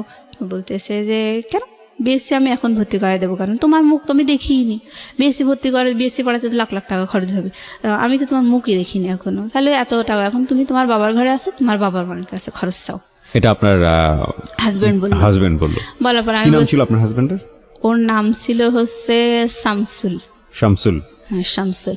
তা আমি যখন বললাম দেখো তোমার জামাই এই কথা বলছে, আমার আব্বাকে বলছি যে ও বলছে যে কোনো খরচ আমি দিতে পারবো না, তোমার বাবাকে দিতে বলো, তোমার বাবার বাড়িতে আসো, তোমার বাবাকে দিতে বলো। তখন আমার বাবার সাথে সাথে আমার ফোনটা কেড়ে নিয়ে বলছে ও তুমি তাহলে এই কথাই বলছো? যে আমার হাজব্যান্ডকে বলছে যে এই তোমার মনের কথা? বলছে হ্যাঁ এটাই মনের কথা, কারণ আমি তো এখনও তার মুখই দেখিনি, আর সবচেয়ে বড় কথা হচ্ছে যে বিয়েতে তো মানুষ কত গল্পই দেয়, আমার মনের কথা হচ্ছে আমার ওয়াইফকে আমি মোটেই পড়াশোনা করাবো না, আর বাচ্চা কাচ্চা হবে, সংসার করবে, চাকরি বাকরি করাবো না, আর যদি তার খুবই শখ হয় তাহলে আমি ওই প্রাইমারি টিচার হিসেবে আমি ওরে চাকরি করাইতে পারি।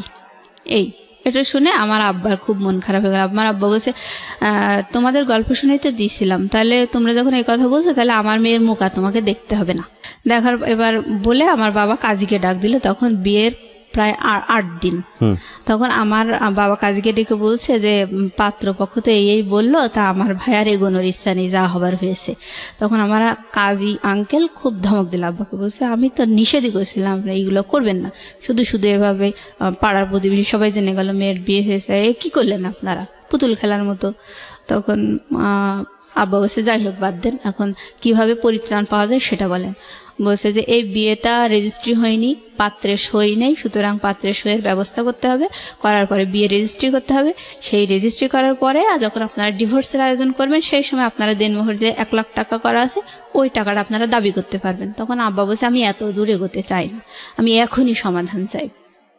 কি আছে বলেন? বলছে যে তখন কাজী বলছে যে এখন সমাধান একটাই, সেটা হচ্ছে 2 পক্ষ আপনারা এক জায়গায় হাজির হবেন এবং আপনারা সাক্ষী রাখবেন যে আপনারা পরবর্তীতে কেউ কাউকে ডিস্টার্ব করবেন না, যার যা লাইফ সেটেল, তো আপনি কখনো ডিস্টার্ব করবেন না এবং হচ্ছে কোনো দাবি দেওয়া নেই, কিছু নেই, সব বাদ।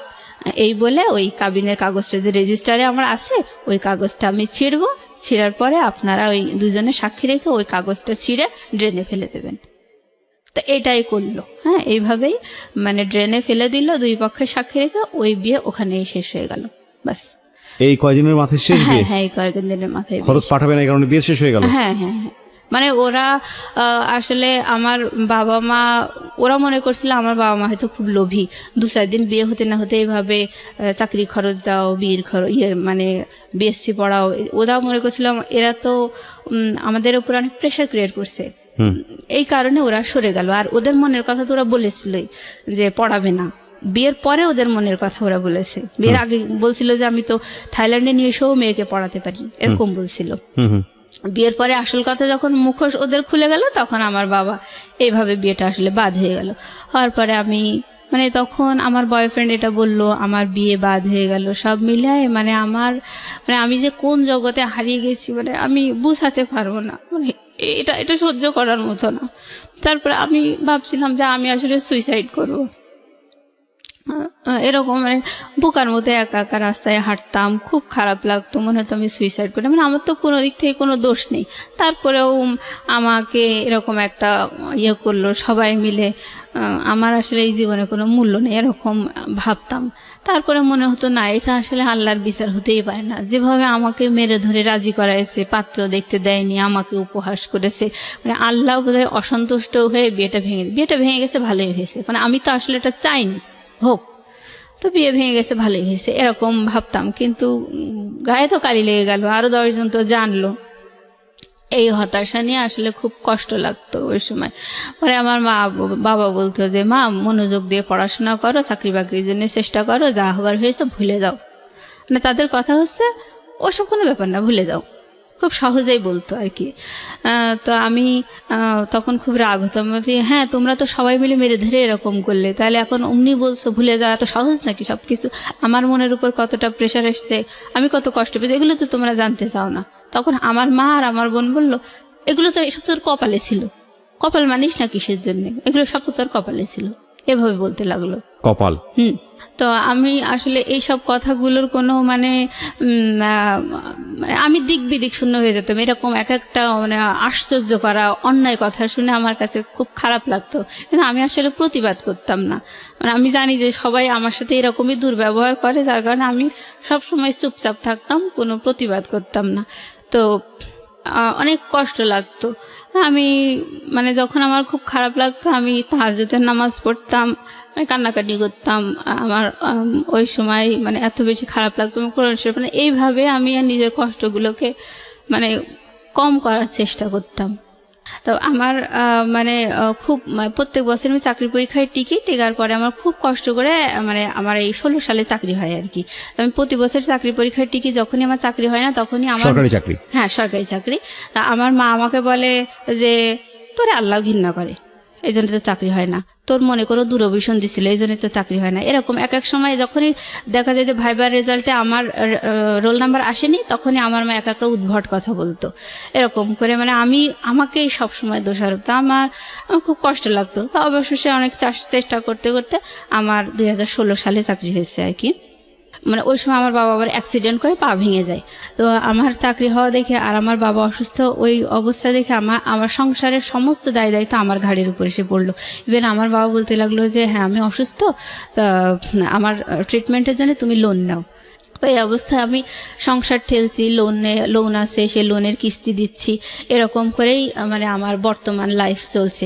তো এখনও বিয়ের প্রস্তাব আসলে আমার মায়ের পাড়া প্রতিবেশীরা বলে দেয় যে ওই মেয়েটা একবার বিয়ে হয়েছিল, মানে ভাঙার চেষ্টা করে এক কথা। এখন আমার একটা সরকারি চাকরি হয়েছে, এখন তো আমার একটু ডিমান্ড হয়েছে এই। তো সেই হিসেবে যখন আসে পাড়া প্রতিবেশীরা শত্রুতা করে ওই বিয়েটার কথা বলে ভেঙে, হ্যাঁ ওই মোবাইলে বিয়েটার কথা বলে ভেঙে দেয়। তো কিন্তু পাড়া প্রতিবেশীরা সবাই জানে যে আমি আমার হাজবেন্ডকে দেখিয়ে দিই চোখে, এইটা কিন্তু বলে না। পরে তো পাত্রপক্ষ যখন বেশি আগ্রহ নিয়ে আমার মায়ের কাছে জিজ্ঞেস করে যে ঘটনাটা কি, কারণ অনেক ম্যারিড মেয়েদেরও তো বিয়ে হয় তাই না। তো আমার মায়ের কাছে যখন যায় তখন আমার মা বলে যে না, পাড়া প্রতিবেশীরা যা বলছে সব মিথ্যা কথা, এরকম কিছুই হয়নি। তখন তো বিষয়টা আরো জটিল হয়ে যায়। এবং সবাই মনে করে যে না, বাবা মা তো সন্তানের দোষ ত্রুটি ঢেকে, তাহলে পাড়া প্রতিবেশীরাই ঠিক বলছে, নিশ্চয়ই মেয়ে কোনো কেলেঙ্কারি করছিল আর ওর বাবা মা গোপন করছে। তার মানে সবাই ভাবে যে ওই বিয়েটা আসলে আমি খারাপ, আমি পালিয়ে গিয়ে বিয়ে করছিলাম, কোনো একটা অ্যাক্সিডেন্ট, আমারই দোষ, এটাই পাত্রপক্ষ ভাবে আর মানে বিয়ে ভেঙে যায়। তার মানে চিন্তা করে দেখুন যে ও কিন্তু এখন ইডেনে পড়াশোনা করছে, ও কোনো পরিচয় এখানে গোপন করেনি এবং খুব সাহসীভাবে নিজের ভূমিকা এখানে এসে তুলে ধরেছে যে ইডেনে পড়াশোনা করছে। আপনি মাস্টার্সে পড়ছেন না? জি জি। কোন সাবজেক্টে পড়ছেন? পলিটিক্যাল সায়েন্সে মাস্টার্সে পড়ছে, ডিপ্লোমা করাও এবং একটা সরকারি চাকরি করে। আমি গ্রাজুয়েশন এখান থেকেই করছি, ইডেন থেকে গ্রাজুয়েশন করে, ইডেন থেকে গ্রাজুয়েশন করা, ইডেনে মাস্টার্স করছে এবং একটা সরকারি চাকরি করছে একটা মেয়ে, এবং দেখতে শুনতেও যথেষ্ট সুন্দর মাশাআল্লাহ। আমি ছবি দিয়ে দিয়েছি, আমার ফেসবুক পেজে আছে এবং ইউটিউবে আপনারা আসলে দেখতে পাবেন। এই মেয়েটার শুধুমাত্র পারিবারিক অবহেলা এবং ভুল সিদ্ধান্তের কারণে সামাজিকভাবে সে কতটা বাধাগ্রস্ত হয়ে একটা অনিশ্চিত ভবিষ্যতের দিকে চলে যাচ্ছে। তো আপনি আজকে কেন আসলেন জীবন গল্পে এই গল্পটা বলার জন্য, এবং এত নিজেকে একেবারে প্রকাশ করে কোনো পরিচয় গোপন করেননি, ছবি দিয়ে কেন আপনি সাহসী ভূমিকা নিতে গেলেন? আমি আসলে সাহসী ভূমিকা নিয়েছি কারণ আমি আমার দিক থেকে অলওয়েজ রিয়েল। ওকে, আমি কখনো মানে ঢাক গুড় এই ধরনের মানে আমার মা যেভাবে ঢেকছে দোষগুলো, আমি এগুলো পছন্দ করি না। আর কথা হচ্ছে আমি কখনো মানে কোনো কিছু জটিল বা রহস্য রেখে, কোনো কিছু গোপন রেখে, ভুল ত্রুটি গোপন রেখে আমার কোনো স্বার্থ উদ্ধার হোক, এটা আমি কখনো চাই না, আমি পছন্দ করি না এগুলো। তো আমার মা যেভাবে গোপন করছে এটা আসলে তারই দোষ, মানে এগুলো তো তারাই দিয়েছে, দোষ তো তাদের। এখন তারা এগুলো মানে স্বীকার করছে না, স্বীকার করলে দেখা যাচ্ছে হয়তো পাত্রপক্ষ তাদের সাথে বার্গেনিং করবে যে কেন এভাবে বিয়ে দিলেন, আচ্ছা আচ্ছা আমার মা তো নিজেদের দোষ মোটেই ধরতে চায় না। আচ্ছা। আর কথা হলো যে কপালে ছিল, এই হলো বলতো সব সময়। তো যাই হোক, এখন এইভাবেই বাধাগ্রস্ত অবস্থায় আছে। তো আমার মা আপাতত একটা ঘটক ধরেছে, সেটা তারই একটা দুলাভাই। হ্যাঁ, তো তাকে বলেছে যে আমাদের এলাকায় অনেক শত্রুর মধ্যে আমি বসবাস করি, আমার মেয়ের বিয়ে বারবার এভাবে ভেঙে যাচ্ছে, তো আমি চাই যে মেয়েকে অন্য জায়গায় এনে বিয়ে দিতে। এটা আমার মা আপাতত, মানে এটা আমার ইনস্ট্যান্ট এই ধরনের আচরণ আমি পাচ্ছি আর কি, যেটা আপনার জন্য ভবিষ্যতে ভালো হবে না বলে না, মনে ভালো করছেন হবে না। না, কারণ তারা কোনোভাবে আমার বিয়েটা স্বীকার করছে না। কিন্তু বিয়েটা তো আসলে কিছুই না, আমি আমার হাজবেন্ডকে চোখেও দেখি না, আমি চিনতেও পারবো না কার সাথে বিয়ে হয়েছে। তাহলে আপনি আজকে রেডিওতে, আমি যদি ভুল না করে থাকি, আজকের এই জীবন গল্পটা বললেন মূলত একটা উদ্দেশ্য নিয়ে, যে আপনি আপনার একটা ম্যারিড লাইফ চান এবং এমন একটা ছেলেকে চান যে ছেলেটা আপনাকে পুরোটা জেনে শুনে বুঝে তারপরে আপনার জীবনে আপনার এবং আপনার জন্য আমাকে হাত যাচাই বাড়ায়। করে নেবে, আমার সাথে কথা বলে। ইভেন আমার যে আপনি কি ধরনের ছেলে চান? আমি চাই, মানে আমি একটা সরকারি কর্মকর্তা, আমি কিন্তু ঝাড়ুদার না, আমি একটা অফিসার। তো আমার হাজবেন্ডও একটা অফিসার হবে, বা সে আমার সাথে এক ধাপ একটু বেশি, আমার 10ম গ্রেড, হ্যাঁ, আর সে 9ম গ্রেড হোক, এরকম। আচ্ছা, যদি এরকম না হয়, এরকম না হয় বা বা এরকম পেলেন কিন্তু মানুষ ভালো না, আপনার ওইটা জায়গা থেকে তো আমি সবসময় এখন মনে প্রাণে চাই যে হাজব্যান্ড যেহেতু একটা আপন জিনিস, তো ওই মানুষটার কাছে আমার জন্য কি আছে, ওই মানুষটা আমি পেতে চাই, সে ভালো হোক বা খারাপ হোক। তখন ওই লাইফটাই গেলে দেখা যাবে আমার লাইফটা কমপ্লিট হয়ে যাবে, জন্ম বিয়ে সব মিলায় কমপ্লিট। আমি শুধু দেখতে আগ্রহী যে আমার সত্যিই কপালে এত কিছুর পরেও আমার ভাগ্যে আসলে ভালো কিছু আছে কিনা। আমরা দোয়া আমি করি একটা আপনার ভালো জন্য। husband। এবং এই অনুষ্ঠানটি শোনার পরে যদি আপনারা কেউ ওনার ব্যাপারে আগ্রহী হন, অবশ্যই আমাদের সঙ্গে যোগাযোগ করবেন।